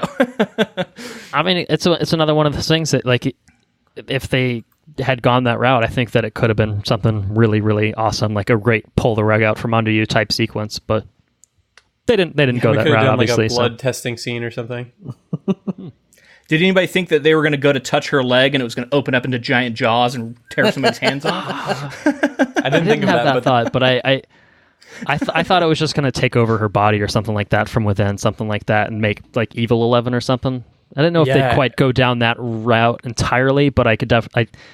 I was surprised that it was just like a little kind of thing just hanging out. I mean, how was she walking, by the way? Like, what the fuck? Like, I would be walking. They were that sticking shit. their She's finger badass. down in their fucking Jonathan just leg. like fucking sliced her leg in half, and I was just like, I'm gonna just dig around in here for a bit. That was so. I'm not really squeamish, but like that was just like, wow, that's fucking He hardcore. says, "Fuck, get out of my leg. I'll do it myself." So like within the context of the show, 11 is like the Gandalf, right? Or like the character that like is going to save the day, has the powers, can fight back. I was thinking that it would have been, I was like, wow, they're going to go down this route. It would have been really interesting to see 11 taken over by the Mind Flayer, and like to where they had to somehow beat the Mind Flayer and 11 and get her back. Yeah. I thought they were going that route. Yeah, I really thought they were. And that would have been interesting because you kind of get that through Dacre, though. Well, that's just it. I was like with Billy, I really thought we were getting full redemption. You know, he'd come back and he'd be a goody two shoes. Not necessarily a goody two shoes, but I was surprised they just straight up killed him off. Like I think he had his moment of redemption. He absolutely did, and I'm not sure where you really would go with that character to realistically integrate him beyond this point. Like I think it would be probably disingenuous if you tried to make him part of the gang.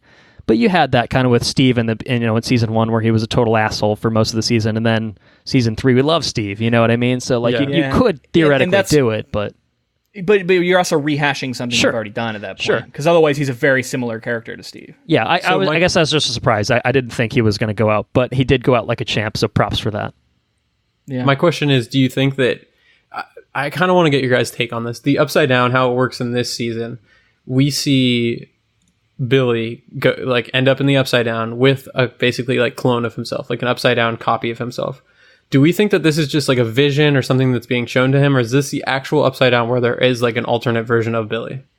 Yes. I don't know. I feel like this season kind of just danced around like did they ever actually go proper to the Upside Down in the season? Like, No. I think they've done that in both seasons past. This one, it was very much all just in the real world with the Upside Down taking its physical presence in the real world. But Right. I feel like we there's didn't that really scene where explore Billy too gets, like, much. dragged in, and Billy gets like dragged in, and we see him Some sort in of like there, right? vision type thing, right?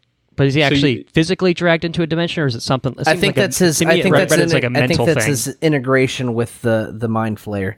Okay, I think he's because that was my question. Is like, if he was in the Upside Down and there was actual clones, then like we could basically just say like, who knows who's dead? You know what I mean? All these people who supposedly like melted and turned to flesh, like those people could still be alive. Like that could have been like their body doubles from the Upside Down or something. But I think but I think if they're Billy still should be alive, like Say what? Those versions of themselves aren't them. That's the Upside Down version, right?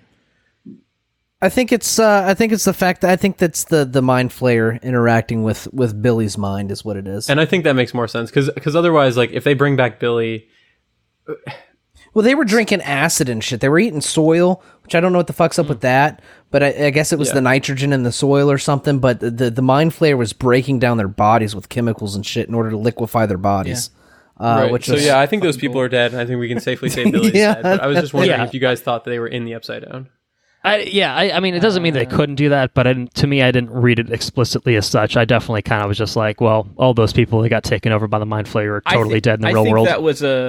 I think that was an indication of those are the people that the mind flayer has its tendrils in, right, like in the real world, and that's like their reflection in the Upside Down. Was my well, at that point, at the point where it sucks them in, right, into the mill or wherever it sucks them in at, the steel company Factory. or whatever, the factory, right. At that point, he doesn't. The mind flayer has no tendrils in anybody. I think that those are people. you're right. I think that those are people that Billy knows in his mind, because the only one that Billy is the only one that doesn't get melted. and Billy's the only one. Billy's the only one that Billy is the only one that's actually physically seen. Everybody else is in a fog, if I remember right. So Billy's the only one that you can clearly see in that sequence. So I think that's Billy, and then the mind flayer knows of other people, but doesn't yet have them, right? So it's kind of alluding to the fact that he needs to get those other people. He needs to get into those other people. I think that's the way I took it, anyways. or if we've that just makes sense. discovered a plot hole, one or the other. maybe. I don't know. Yeah. So, do you guys want to move into like maybe the kids or some of the new relationships, like Dustin coming back? I thought Sure. that was fun and well, interesting. he's met Susie at summer camp, which Yeah. Oh, the I song was- sequence. I was Fuck surprised yeah. that they actually paid that off. I mean, look, I ain't gonna doubt Dustin. I'm sure he met a nice girl out in camp and stuff like that. But I was legitimately surprised that they kind of closed the loop on that storyline. I will say the Lucas and Max rubbing it in his face at the end of the last episode was glorious as a side note. But yeah, Their Never-Ending Story theme song. It was great. It was great. I couldn't. So until they hit the chorus, I was like, this is so familiar. And they're like, once they hit the chorus, I was like, oh my god, the Never-Ending Story. So funny. Yeah. Good. I kind of felt like as they were setting it up, I was like, okay, so clearly she's gonna like save the day at the very end, and she eventually did. I think the joke was still worth it though. You know, like I think all throughout it was still worth the Hotter than Phoebe So Cates. initially was that I the was- joke? Something like that. yeah. The perfect woman.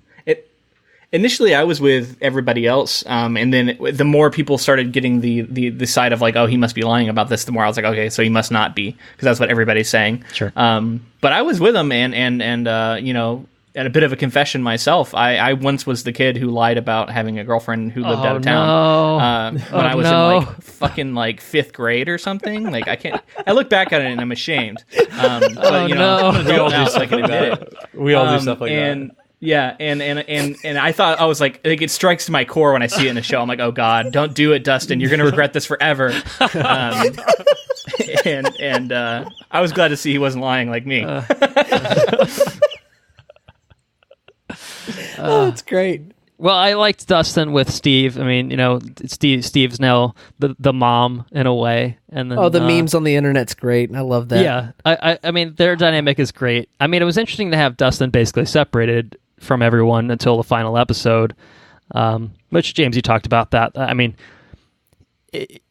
I would have. I agree. You kind of do miss out on that classic pairing that you'd get with them by doing it that way. But the whole particular group was really, really fun though. Like Dustin, Steve, Robin, and Erica was fun. I mean, they certainly gave Erica, Lucas's sister, a bit more play here. And it was kind of fun. It didn't always work for me, but I thought she was kind of obnoxious a little bit.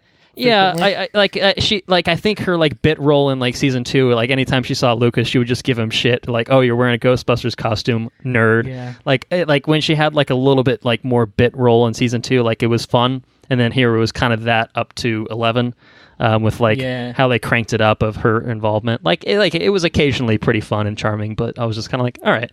I mean, I'm here for the Dustin, Steve, Robin thing. Yeah. She's just kind of the fourth wheel. Erica was hit or miss for me for sure, but just thinking about Steve more, in Steve Harrington in this season, he was really, really fucking good. And he was. He was the standout of season 2. His arc was, I think, the most interesting arc of that, his redemption arc, right? And we see that continued here, and I just love this version of Steve Harrington. This guy who is trying to move past his glory days of high school and find a new identity for himself, and how does he fit into the world now? And I think it's relatable, and it's a part of a story we don't usually get in these kinds of movies, where it focuses much more on the D&D playing nerds.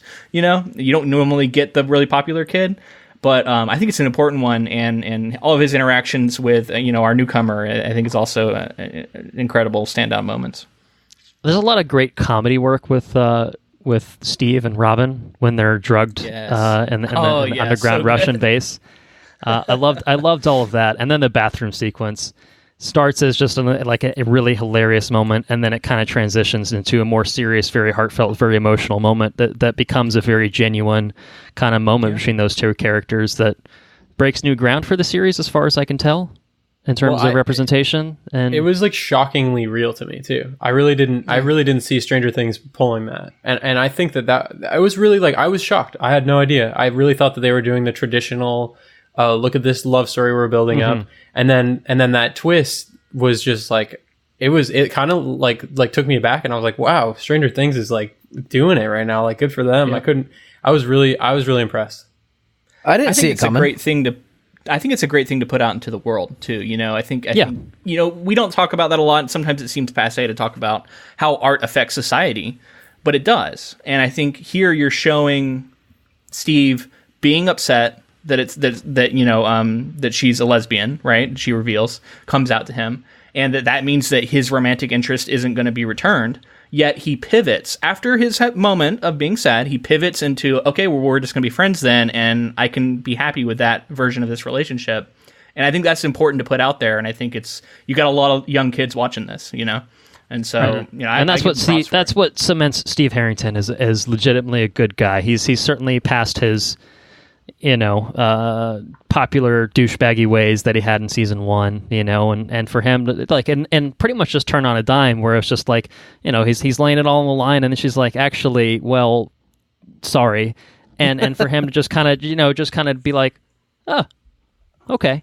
There's a moment where he thinks about it, and he's just like, well, shit. At first, but like his, he doesn't spurn her, he doesn't run away or anything like that. He's just kind of he just like, all right, well, what are you going to do? And it's a really kind of healthy attitude, I think, to have in a situation like that. And certainly probably not common realistically for the 1980s if that were to happen in that exact manner. No. But at the same time, for a show made in 2000 or released in 2019 at the very least, to put that out like that, I think that's absolutely a really, really great moment overall. And like I was saying before, it just feels like something... It doesn't feel like something somebody wrote. It feels like something true. Like, it feels like this is a situation that someone would be in. And then it's like, are you going to, like you were just saying, with it being the 1980s, are you going to be what society tells you to be and look at people in a certain way? Or are you going to be yourself and be a good person? And I just thought that was really like I said, I was taken aback. I was like, that's really, like Luke said, like that's a powerful thing to put out there. And I think that's really cool to see. And going forward, they're going to be like the coolest platonic friends, platonic friends working at a movie store, and we see a bit of that at the end. So What do you guys think about the scientist?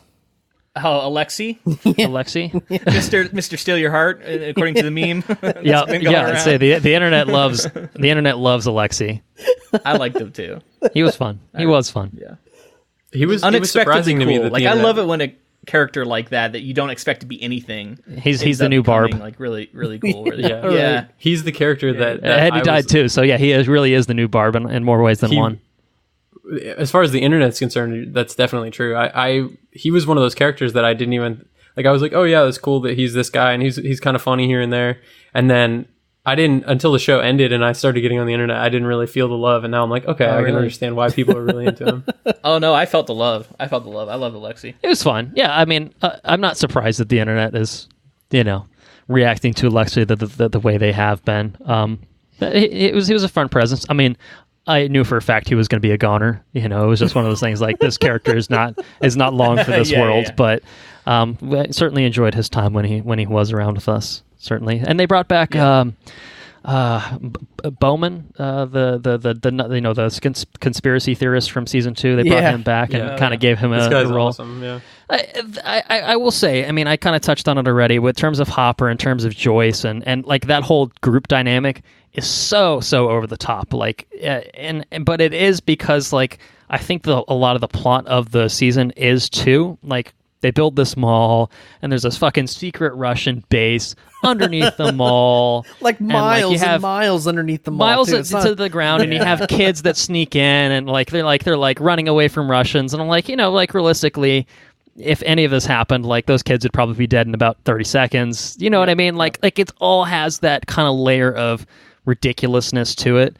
I think you just have to run with that. A lot of 80s movies had.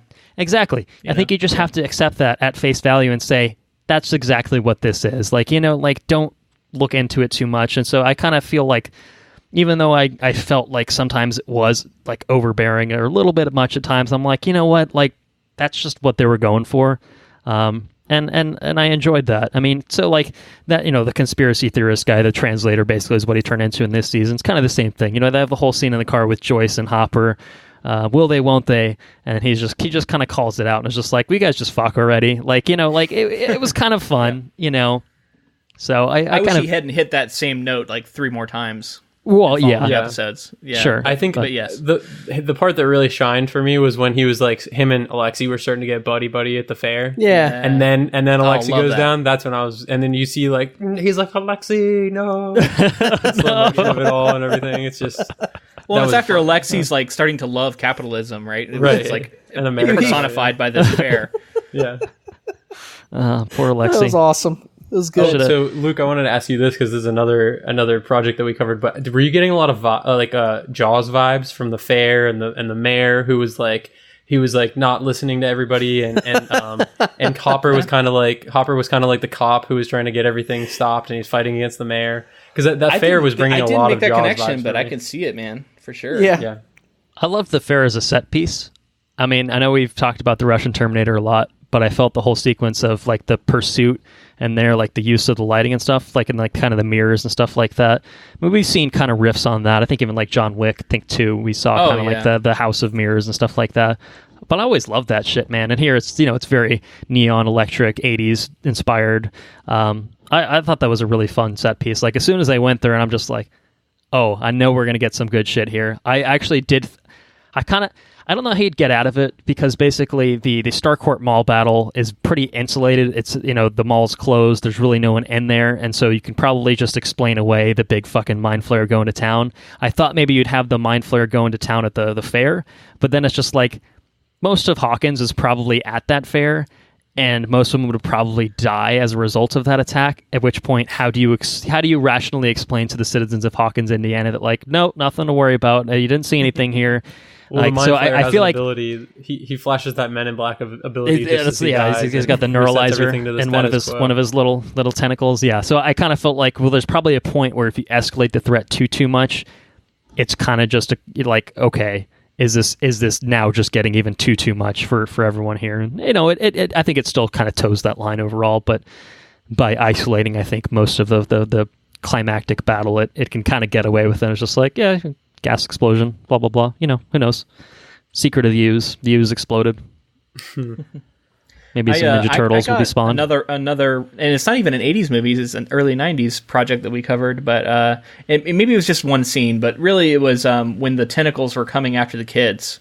Very strong Jurassic Park raptors in the kitchen vibe. Yeah. Right? I had a couple of these moments. How about the moment when Steve is in the back of the car and it's chasing them? Because that's very like T-Rex chasing Jeff Goldblum in the back of the Jeep. I got a couple of those like Jurassic Park type vibes. I was like, yeah, I was starting to see that. There's this shot with Will who's like hiding behind a car, and like a lot of those like were really like making me think of Jurassic Park for sure.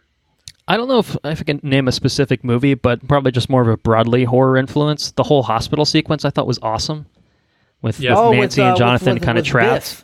What's his name with the teeth?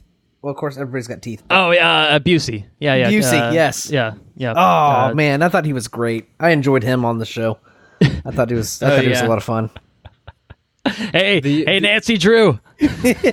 The hospital did remind me of like an 80s like slasher film. Like it reminded me of like the chase, like running away from like a creature, like you know what I mean? Like the teenagers running away from like some sort of monster or like something that they're not going to I thought that was fun. A lot of...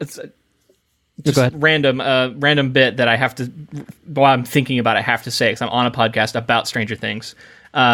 Always something that bothers me when I see D&D representation on TV and in movies. I played so much D&D growing up. I never once saw somebody don a robe and a hat and play out like they act like it's something they do in movies and TV to make it visually more interesting, and also just to highlight how nerdy it is. Well, and it always just rubs me the wrong way. It was a desperate maneuver from Will at that point in time. I mean, he was really feeling the party slipping away from him, and he had to do something.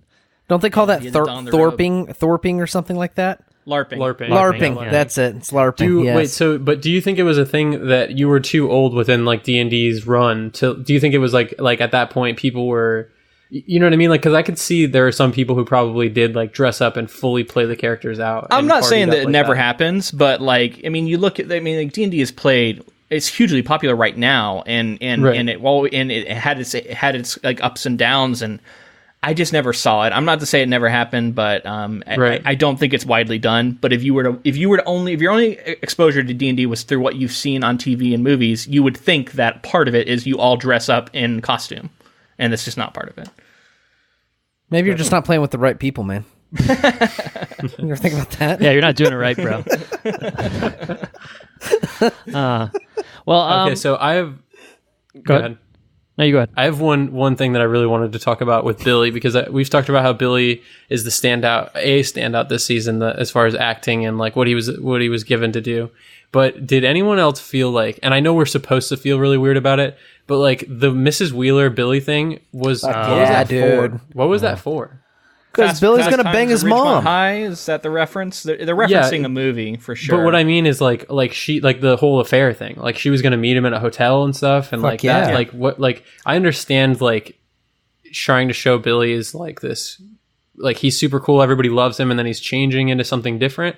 But that was like a lot of one of the episodes. That was like half an episode where they spent like, she's going to go and meet, and she gets all dressed up and goes down and sees her husband and almost leaves, but then doesn't leave. And like that just felt like really, I don't know. It just felt like out of place. Not that it was all that bad. It was just, I don't think it's demographically for us. I think that's something for, the women viewers of this show, because I think a lot of people like, I think this Dacre guy, whatever his name is considered kind of a sex symbol right now, and a lot of people really admire the way he looks, and they were like, we're gonna lean into that, we're gonna have this scene, we're gonna reference some 80s stuff, and then I don't know, I liked it. Obviously it wasn't directed at me, but I still liked it.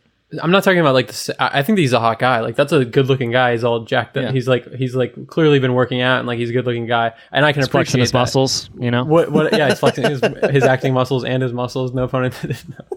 But basically, what I'm trying to say is like it's not the sexualization of him. It's the fact that like Mrs. Wheeler, for whatever reason, there was a plot line where she was like questioning her marriage. Yeah. Which I understand, like being at the pool and being like, oh, he's hot, but then taking it to that step and saying like she's literally getting dressed up to go meet this guy is like, if like she did do it and then there was that tension or something like that, I could understand it, but not having it happen just felt weird to me. See, I was cheering her on, man. I thought it was really cool how she did that. She came so close, but then she had the championed moment when her she saw family, her husband with her kids asleep on him. And Everyone's just got to find their own Mr. Wheeler. All right, I mean that guy's a legend.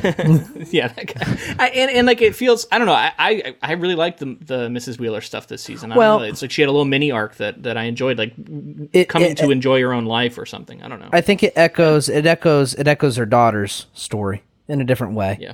Her daughter's pursuing like her career and everything else, and she feels like she's being held down by the people that are in charge and this and that.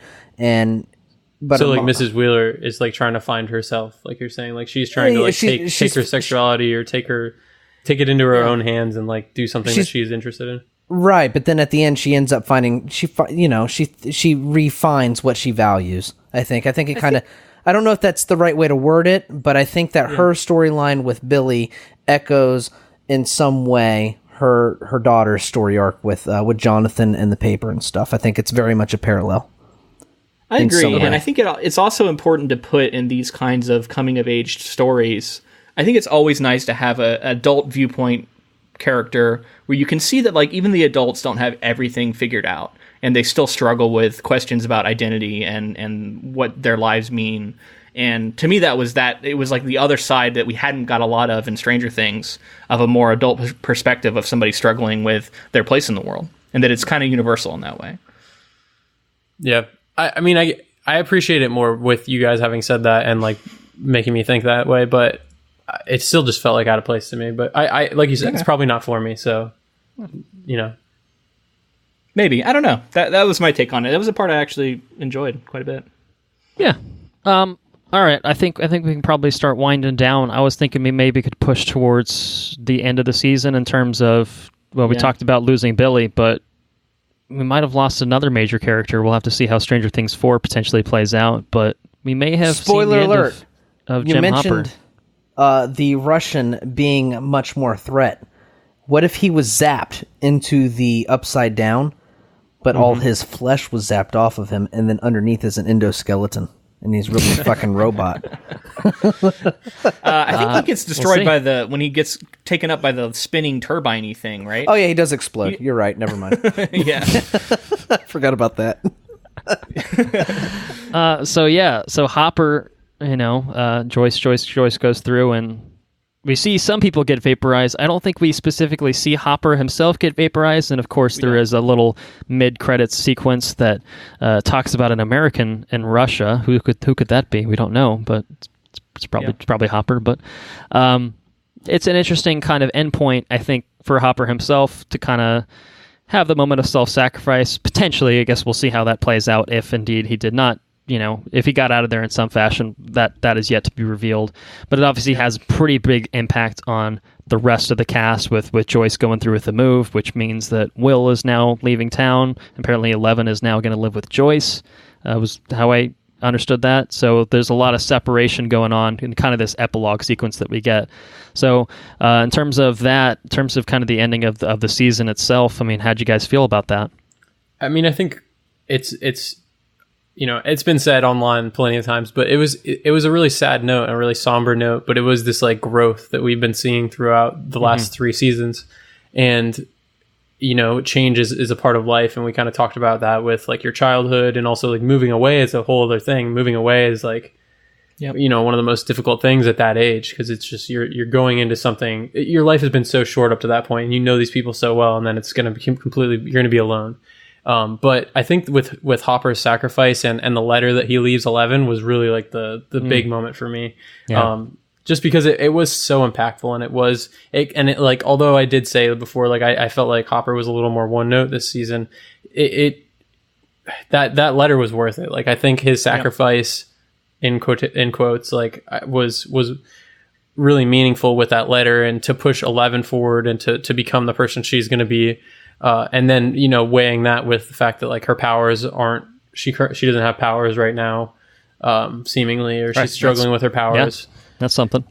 I just think that was like some of my favorite stuff there at the end. That's where they pulled on the heartstrings. Yeah, I'm totally with you, James. I think that's the moment where the themes of the season all come together.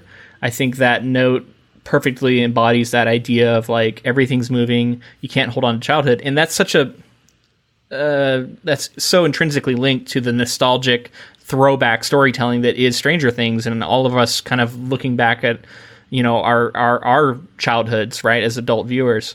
And I think that's always an important note, and I love the idea that like life just keeps moving no matter what, and you just have to be okay with that. And moving out of a place, we actually talked about this, James, on I think our Fellowship of the Ring episode, where we talked about how we were getting that vibe from Frodo, like leaving home, and how like there's a really powerful sense of, I don't know, like loss or sadness or something that you feel when you leave somewhere that you've spent so much of your life.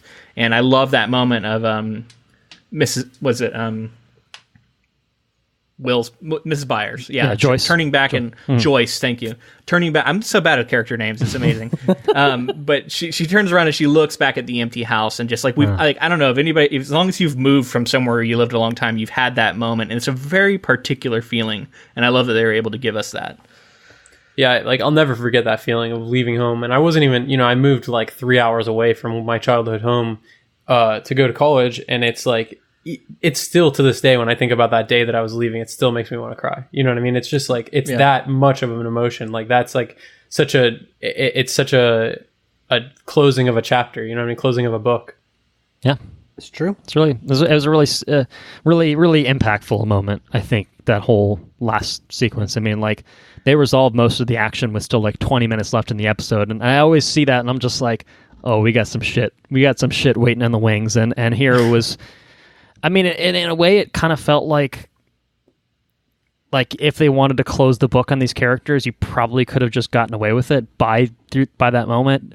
With that said, I think it's pretty clear that Stranger Things 4 is almost certainly going to happen. One of the few Netflix series to survive past its third season, I suppose. But do you guys have any other thoughts on the ending in particular? Otherwise, I figure maybe we can take a look ahead. Yeah.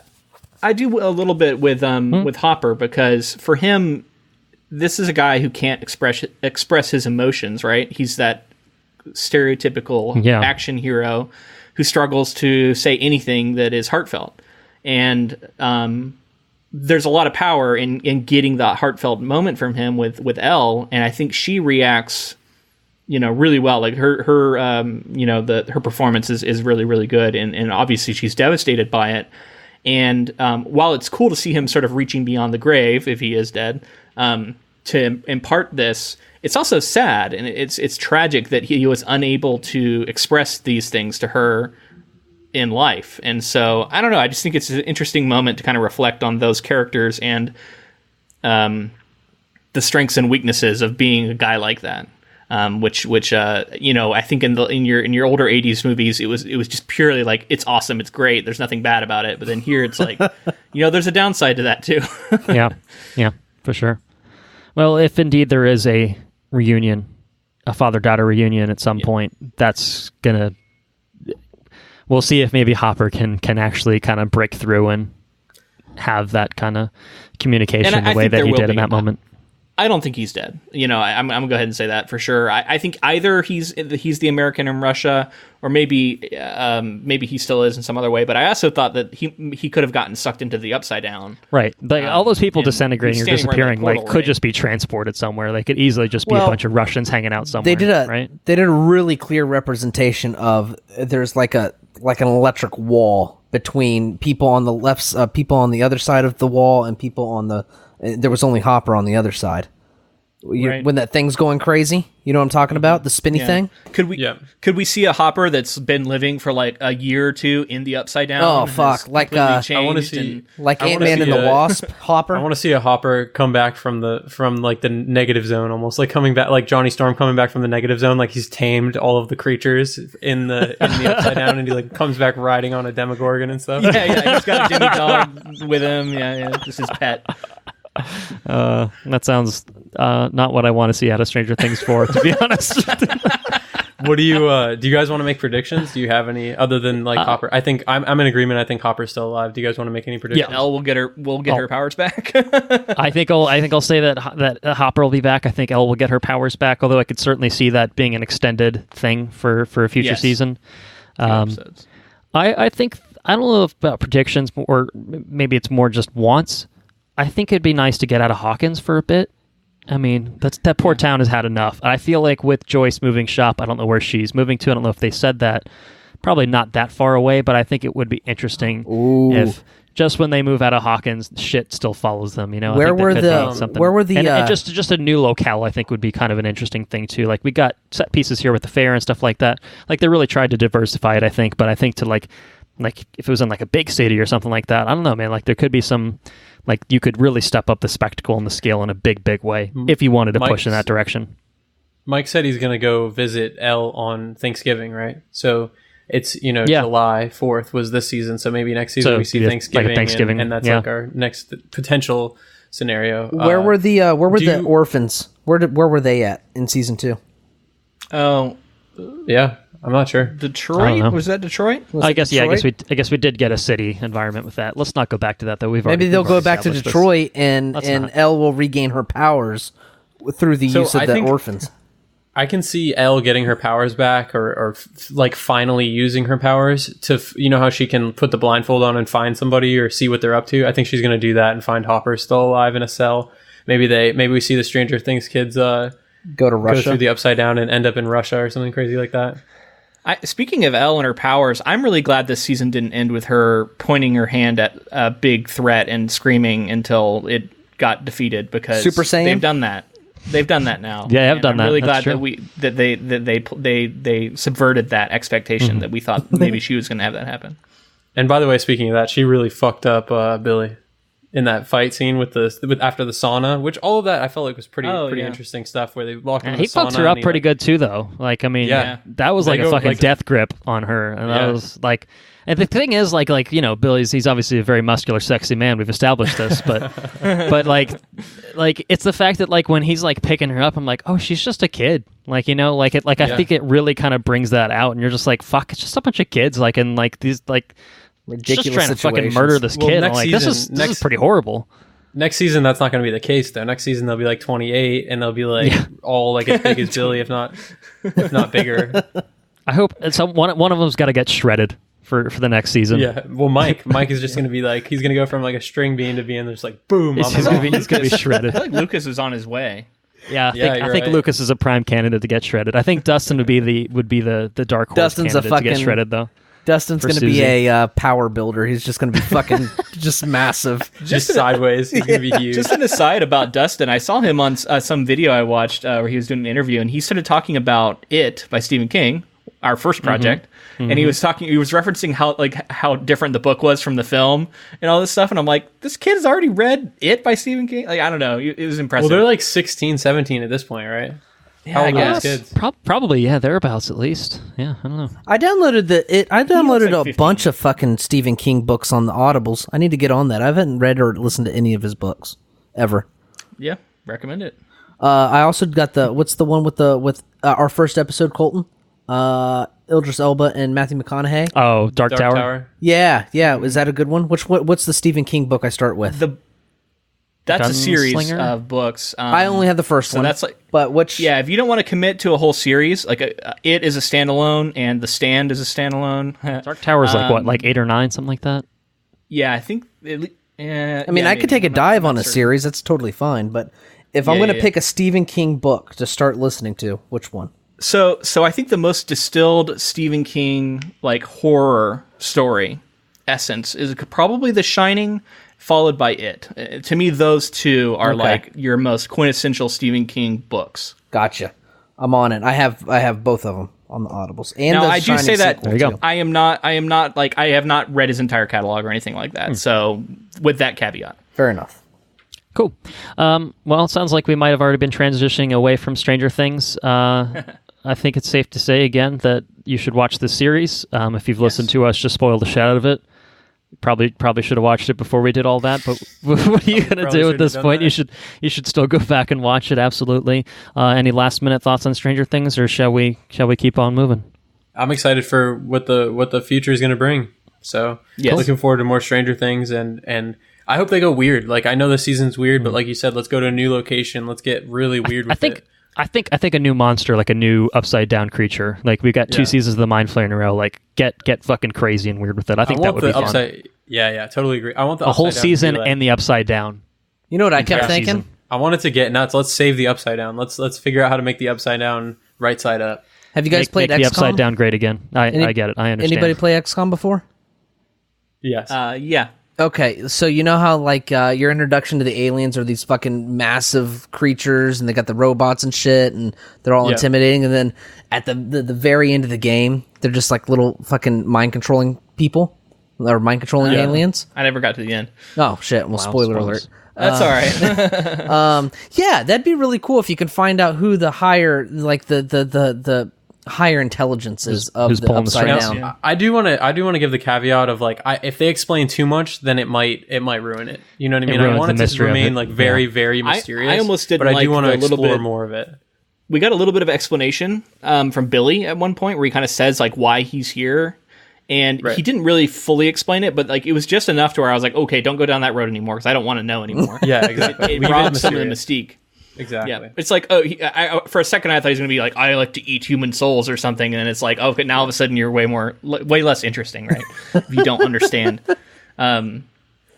Yeah. Oh, speaking of, for Stranger Things 4, I think it would be really interesting to see these kids moving into that age of like maybe even starting college.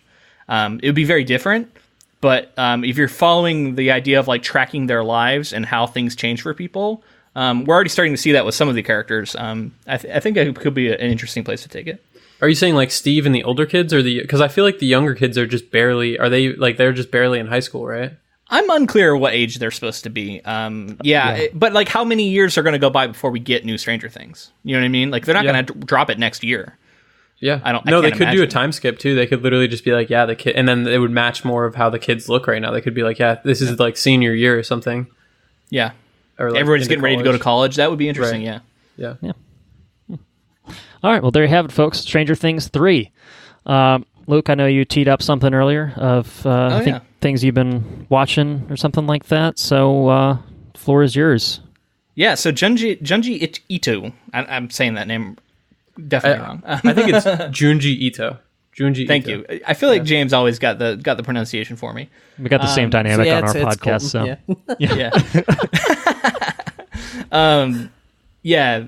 It's just that brand of horror I've been thinking about a lot lately, and how much. What brand of horror? Because his kind of horror is to me a throwback to like older storytelling where it's all about the scare. It's all about it's not a story, a complete story in the sense of Stranger Things, where you have all these character arcs, right? It's more about the confrontation of something truly horrific, and then it just winning. Like, I don't know. It's like, and I'm saying this being like, I'm very new to his work, but the piece that I read recently was, it's called The Enigma at Amigara Fault, I think. And just a brief setting it up, and I know James went and read it after I told him about it. And essentially, the Earth splits open, and they find this cliff that has all these human-shaped holes in the side of it.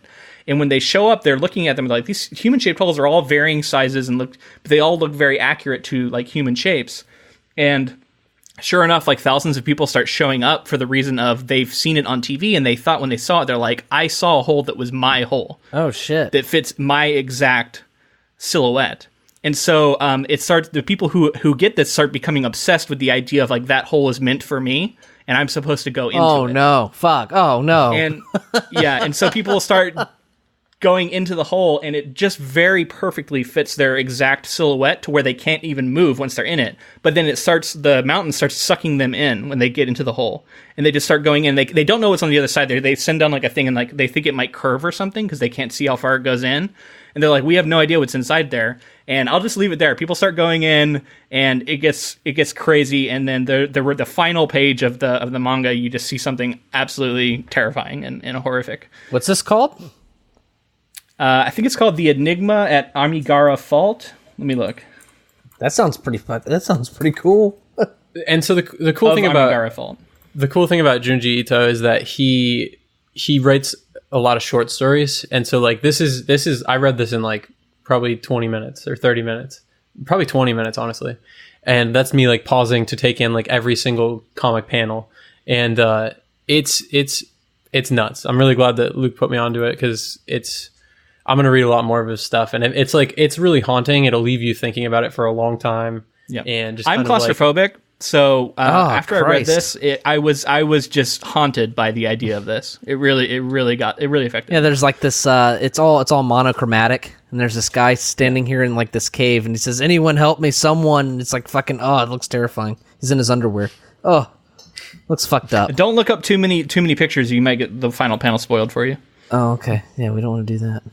Don't want to do that. That's true.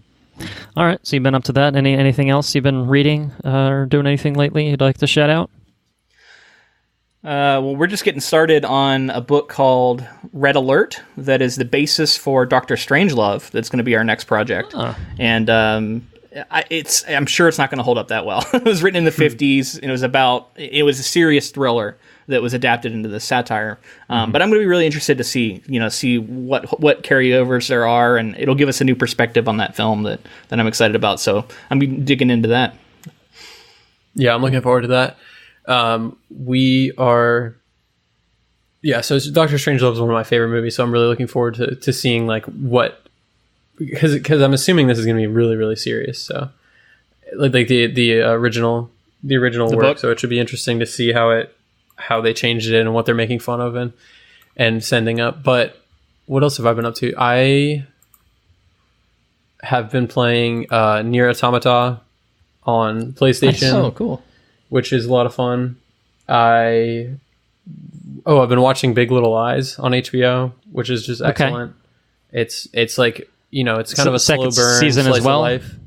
Say what? Have you gotten into the second season?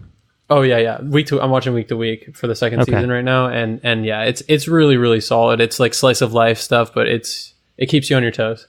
So I really recommend that. Okay. I was curious about the second season because it was written, like the first one was an adaptation of the novel, then the writer of the book came back to write more material. It's just kind of like, well, that's a very interesting kind of thing to happen. So yeah, I was skeptical, but it's I was skeptical up, just for the fact that like if you have a really fantastic first season and that's all that you were like going to tell, and then you come back to tell the second season, it can sometimes shoot you in the foot. But I mean, just Meryl Streep. So that's all I'll say. Meryl Streep's in the second season. That's all you need. That's all you need. Okay. So I'm going to shout out a couple more things that I've been into. I just played Terraforming Mars for the first time, which is a board game I had heard about, and I talked a little bit to Andrew about it before we started. A lot of fun. I recommend that game if you like those sorts of like resource management games. Very cool. And then I got Persona 5 on the PS4 that I've been playing, which I love that game. It's so far very fun. I'm very early on with it, but it's very stylish. They're coming out with the Royal Edition or something like that in a little while, aren't they? Do you know anything about that? Yeah. I don't know. Like they're adding some new content to it at some point, so I don't know if it'll be a DLC or how that'll work, but maybe by the time you get around to the hundreds of hours of gameplay that it offers, there might be even more on the back end. So cool. And then the other thing is I just finished rewatching all of Deadwood with my wife. Oh, and then we watched the new film, the movie that came out, and that was really cool. Like I really appreciate that show more now than I did during its original run, and I think it was a really fun revisit before that movie, and then the movie was just really good in my opinion. Yeah, it's. I mean, I know they talked about doing that damn thing for years and years and years, and for them to finally assemble all the cast again, and for them to pull it off, and apparently a satisfying fashion. I've heard people liked the movie pretty well, so it's nice that they didn't come back to do it and then it just was nothing. That would be very disappointing. So it's so nice to get something to finish that story after years of having nothing. Right, and that's just it. And also, Timothy Oliphant, who just a quick aside, I think his acting was extremely raw in the early seasons of that show, and he's gone on to be in so many other things and has developed his acting chops so much more that it was so cool to see him back and bring what he can do now to that role. Interesting. I think that's something really fun to track in that movie because he brings something to that performance, and he's even talked about how he wishes that he could go back and do some of those performances over again because he thinks he could do them so much better now. Interesting. Yeah, not that he's bad. Not that he's bad, my biggest Oliphant exposure is Justified, which I loved him in. So yes, which came after. Right. Yeah. Of course. So cool. Well, what about you guys? Andrew and I have seen a certain film recently. We can talk about it briefly. It's a film called Midsommar. If you want to, I guess I don't know if that's the correct Swedish pronunciation of it. Have either of you seen it? By any chance? I haven't, dude. But I'm so late to it at this point. Have either of you seen Hereditary? Yeah, last year's Hereditary. You did or did not, Luke? I think. I did not. No, I miss a lot of movies. Sometimes I watch them later, but I don't see as much stuff. I was just curious because it's the same director, Ari Aster, and boy, does it feel like the same director. Hereditary was a harrowing fucking film with great performances and some fucked up shit. And Midsommar is a harrowing film with some great performances and some fucked up shit. All right, like it's kind of where I'm at with that. I think my immediate reaction, I told it to Andrew, was just like, it's a film that it doesn't feel like you were supposed to see this. Like you feel dirty watching it. And you're like, I don't think this was meant for human consumption. Like it's really, really absolutely wild. But it's a beautifully shot film, man. And even though it does have some moments that really make you think, oh God, what the fuck? Like it's a very specific kind of movie where I think you have to know what you're walking into when you walk into it. But I think if you're ready for that, and I think if you're expecting that, it'll still surprise you in certain ways, but I think it'll kind of enthrall you. I think it'll kind of capture you. I really, really enjoyed it. I thought it was great. Yeah, no, it was totally awesome. Andrew? Yeah, definitely awesome movie. Cool. Definitely an art housey horror movie. You know, right. not everybody's going to enjoy it. Yeah, if you're into it, if you think you're into it, then you'll probably really enjoy it because it's a super well-made movie. It's super good. Yeah, I would have a hard time recommending it as like a general recommendation because I think there's a very specific type of person that would find something to weirdly enjoy in it. You know, it's not exactly a happy film or anything like that, but it's a dark film. It deals with a lot of dark themes and a lot of depressing themes, but a lot of true to life themes. And I think the ways that it tackles that, and then I don't know. And there's like weird moments of like off-kilter humor in it too that really just keeps you off balance, I think, in a way. And I think like like those moments really sell the whole experience of it just being like this whole horrific kind of thing. Like I told my girlfriend, it's like, hey, you want to go watch Midsommar?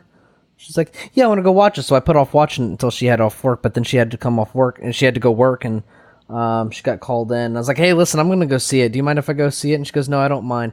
And I got out of the movie. I was like, I'm kind of glad you didn't go see this. I've heard it's a great first date it's movie. probably not a good first date movie. Yeah, that's for sure. Although, if it's something you like and your date really likes, that could bode well. It could be a good litmus test, perhaps. But yeah, I would say for most experiences, it's probably going to be a one and done kind of thing in terms of your dating. I think I'm going to go life. see that tonight, dude. I'm dying to see that. I love Hereditary. It's real good. Yeah. You'll probably really like it. I mean, it's stylistically very similar to Hereditary. Well, also, I don't know. Like it's a bit more out there, I think, compared to Hereditary. Like Hereditary is very domestically focused and kind of deals with that, while eventually kind of diverting into some pretty, weird and out there things. And this one is kind of just weird and out there, like pretty much 20, 30 minutes in, and it just kind of stays there and just kind of ups the ante continually. So I've basically seen like a 50-50 enjoyment level out of this movie. I thought it was great, man. People who walk out are saying that it's like, even if they don't like it, they're saying like it's well made. So I think that's kind of... That's the compliment for things you don't like, but you're just like, I didn't understand that movie. I won't pretend that I fully understood everything about it. I don't think I fully understand everything that I saw in Hereditary, but doesn't mean I didn't enjoy it. So, yeah. It gets a hearty recommendation for me. Andrew, have you been up to anything else? I have. I saw Chernobyl. Chernobyl. Yes, I also watched that fairly recently. And I just finished it probably, I don't know, a day ago, 2 days ago, something like that. Cool. So you're still in it. You're still worried, right? Are you getting hit by a radiation blast? Is it fucking super fucking terrifying, or is it just me? Oh, dude, it's horrific. It's a modern cosmic horror masterpiece, in my opinion. It's Lord amazing. have mercy. Maybe I'll start this tonight. Shit. Yeah, it's fucking so terrifying. Dude, it's like, it's really got me thinking, like, how close am I to the nearest power plant? Yeah, so my family has a near me. house in Crystal River, and there's like a fucking power plant in Crystal River. Yeah, so that's right down the road. And if you want to look up the Fukushima disaster, which was only 2011, I think, it's fucking now think crazy. about this. It still happened.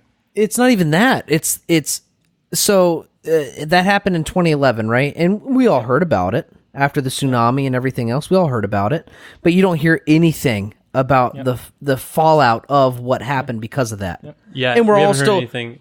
we're all still eating fucking fish. We're all doing this. We're all doing that. And this shit happened? You're telling me Chernobyl happened in fucking Japan in 2011? There's an Holy exclusion zone shit. of an entire abandoned city near it and all this stuff too, just like Pripyat. Yeah. It's gonna be crazy when they make Chernobyl 2. Fukushima. Yeah. No, I mean, Excellent by all title. accounts, it was handled much better, and it was also not quite as bad as Chernobyl was, which is by far the worst nuclear disaster ever. It was still bad. It was still really bad. And you don't, I mean, I've heard people. the government, you don't know what the government's locked down either. You know what I mean? The way the government handled it then and the way Japan has handled what they had. Now, granted, you know, you have internet and everything else now, but Yeah. still, and I think the Japan's implications are large. been more transparent about it. Yeah, right. Whereas the whole thing with the Russians was everything was totally kept on lock and key. Nobody knew outside of Russia what was going on until they started detecting the fucking radiation, The fallout, in, you know, other countries is crazy. I've heard people saying, like asking for the same crew, the same production team, basically to just basically make every other like major disaster that needs like some sort of like recognition, you know, recognition or like needs. But it's so much more than a disaster show because it's man-made and it's more about like governments and the effect of lying to your people, and it just it's so timely in a way too.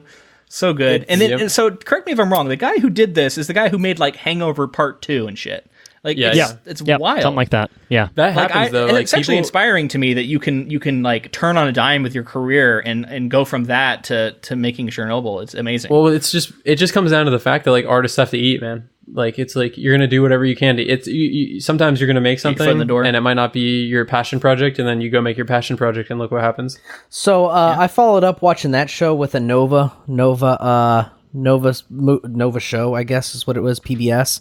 And in 2017, they actually built like the superstructure that they slid over the power plant. Sarcophagus. Yes, and that was super interesting as a follow-up. So like, hey, listen, That's crazy. I didn't know about that. I fell down a YouTube hole, man, watching videos about it. I literally watched the NBC broadcast from like, it has like 1 million views. It's the NBC broadcast where they first announced it to America about like, in like hearing them talk about like all that was known about it and all the shit that they're getting wrong. It's like really engaging in a weird way. yeah, no, it's crazy. Definitely a awesome I feel like watching a show like that is definitely an experience, and especially when you don't know. All the trigger warnings abound, though. If because there is some like hugely upsetting stuff, especially with animals. If like animals are in danger and stuff is like your thing you can't do, you just don't do it because it's gonna ruin you. I've heard people say that they were like they needed to watch the show so badly because they heard how important it was, and they were just like fast forwarding through the animal scenes. Yeah, it's a real thing though. It's rough. Real fucking thing. Oh no, absolutely. But some people just can't do it, man. And I think that's a legit reaction to have. And so I just give the warning, like, know that you're going in for some of the most horrific stuff you'll see. There's a lot of bodily shit that happens to people. You get a lot of medically traumatizing shit too. Definitely a hardcore show, but definitely worth watching. I think it's an outstanding show. Definitely a pick-me-up after HBO did season 8 of Game of Thrones. It's nice to know that, you know, good things can come out of HBO. I don't know if I'd call that a pick-me-up, but yeah. Real pick-me-up. Yeah. Just some light watching, some light viewing. I do want to get around to Barry, which might be an actual pick-me-up as far as HBO is concerned. I've heard season 2 is awesome, so...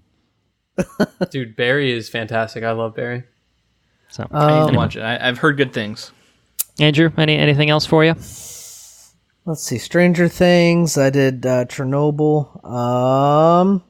I watched Smithereens, the episode Smithereens on the Black Mirror. Okay, which one is that? That's the one with the Sherlock bad guy. Okay, the BBC Sherlock guy. Yeah, the Moriarty. The Uber one, right? Yeah. Uber thing? Yeah. And I think that one. I watched 2 so far, and I think that one's the best so far. I think that There's one's only 3, really right? The other one you watched? Yeah, what's the other one you watched? The first one I watched was the one where he gets into the game. The Vipers, Striking Vipers. Yeah, and it's kind of like a homoerotic kind of deal, but they don't know. Yeah, you know, very interesting episode. Very interesting. It was definitely interesting.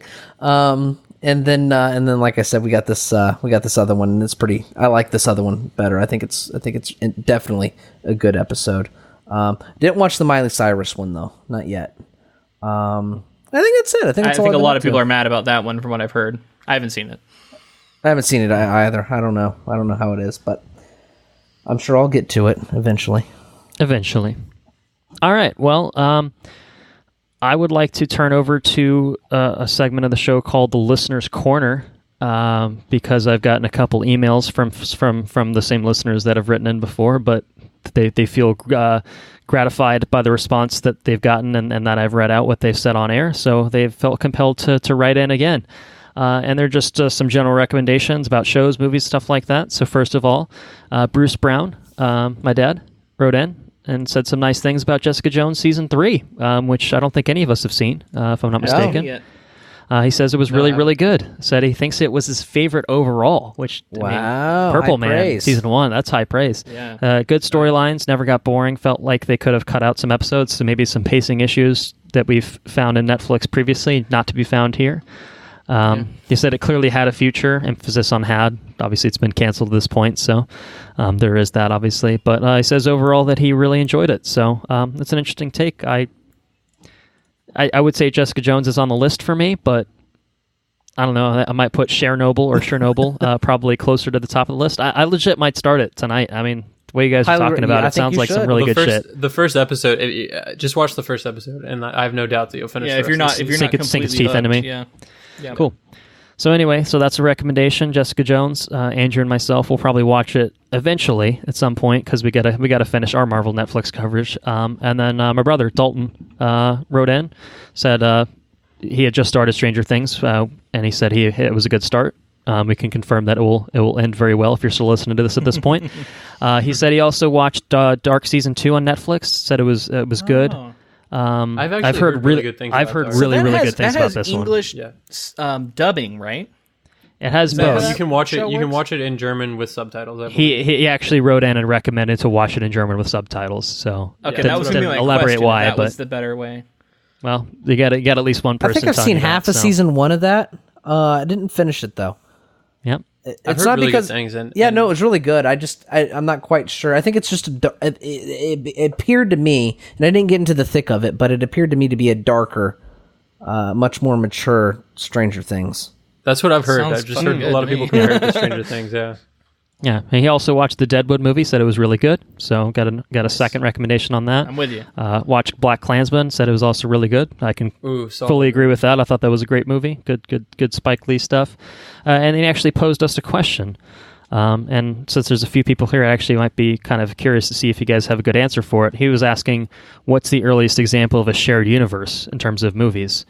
He posited maybe that it was the View Askew universe, the Jay and Silent Bob stuff with Kevin Smith, Clerks, Mallrats, Chasing Amy, and stuff like that. I'm sure there's an earlier example of that, but it is a good question. And obviously now, like MCU, took the world by storm, and DC was trying to play catch up with that, and no one's really quite kind of gotten the formula down like Marvel has, but it is kind of interesting. What do you mean thought. by shared universe? Are you talking about different filmmakers making movies that exist in the same world, or can the same? Potentially, yeah. I mean, I guess it depends on how you define it. Yeah, go ahead.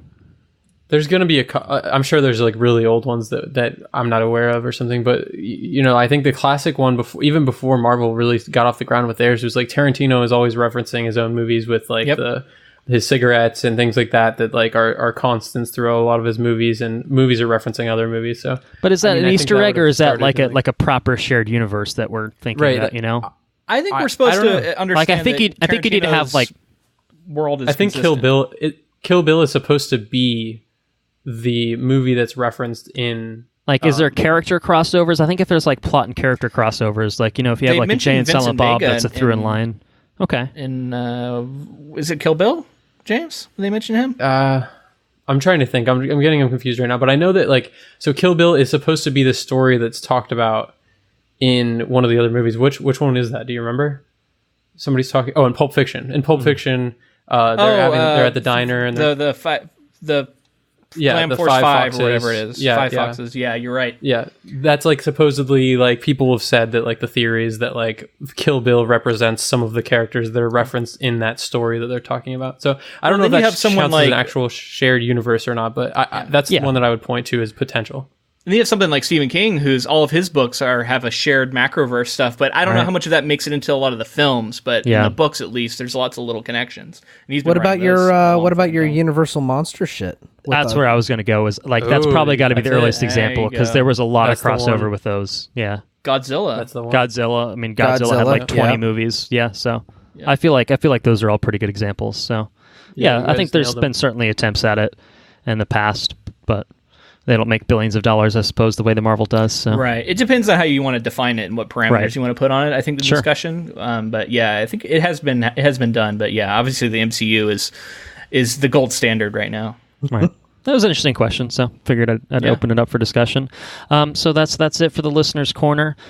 Before we wrap everything up, I want to turn it over to you guys, James, Luke. If you guys want to talk about the podcast you guys work on, Ink to Film, where people can listen to you, any exciting things you got going on in the future, anything of that nature? Well, I think we've already talked about it a little bit here and there, but if you like watching movies, if you like reading books, I think that you should definitely check out the podcast. We read a book and kind of talk about it in a granular way, bounce things off each other, theories, that kind of thing, and then we move on to the adaptation and we talk about similarities, differences. And we have a lot of fun. Recently we just did Children of Men, which was a fantastic project, and I really enjoyed doing that.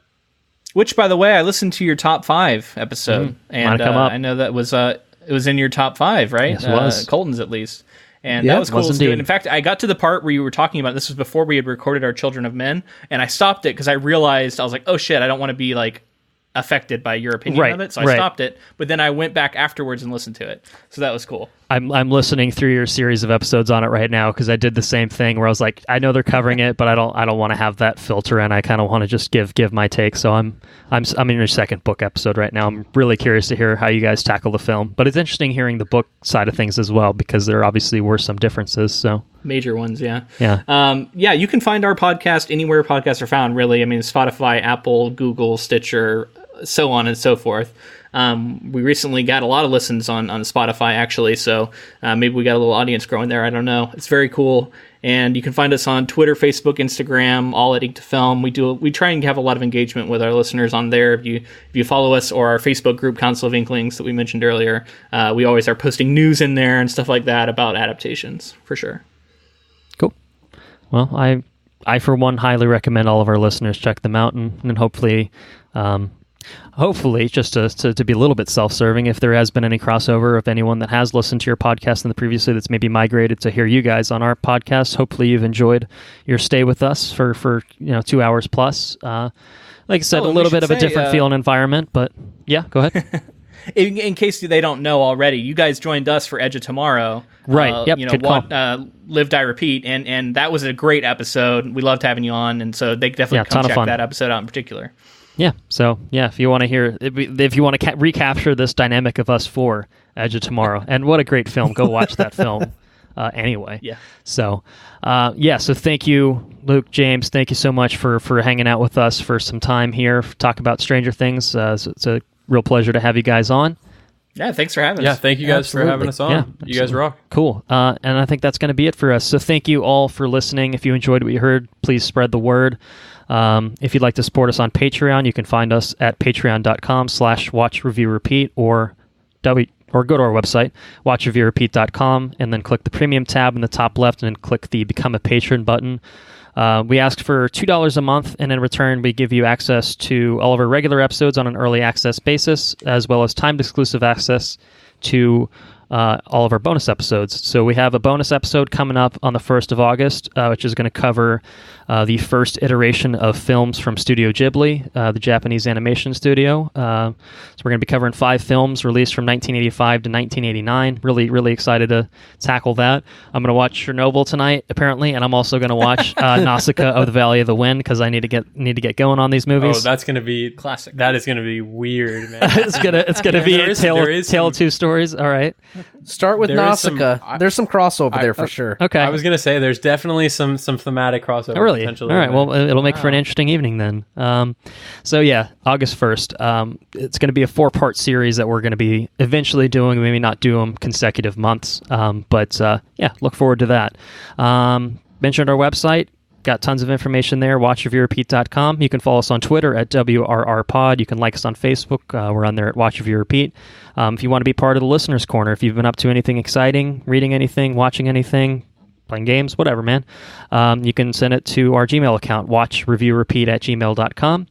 Our intro and outro track is Mechanolith by Kevin MacLeod, licensed under the Creative Commons by Attribution 3.0 license. Our next episode is going to be covering the live-action Disney remake of The Lion King, which, I don't know, hasn't been getting a thunderous applause so far, so I'm actually really, really curious to see how it turns out. I know Andrew and I have been looking forward to it, I think, basically since its inception, so I'm hoping there's going to be something valuable in there, something, hopefully, that we'll take away from it that's good, so we'll see. We will certainly see. So thank you again, guys. I think that at long last is going to be it for us at Watch Review Repeat. So without further ado, I'm going to turn it over to Andrew if no one else has any other comments. Thanks, guys, for stopping by. All right.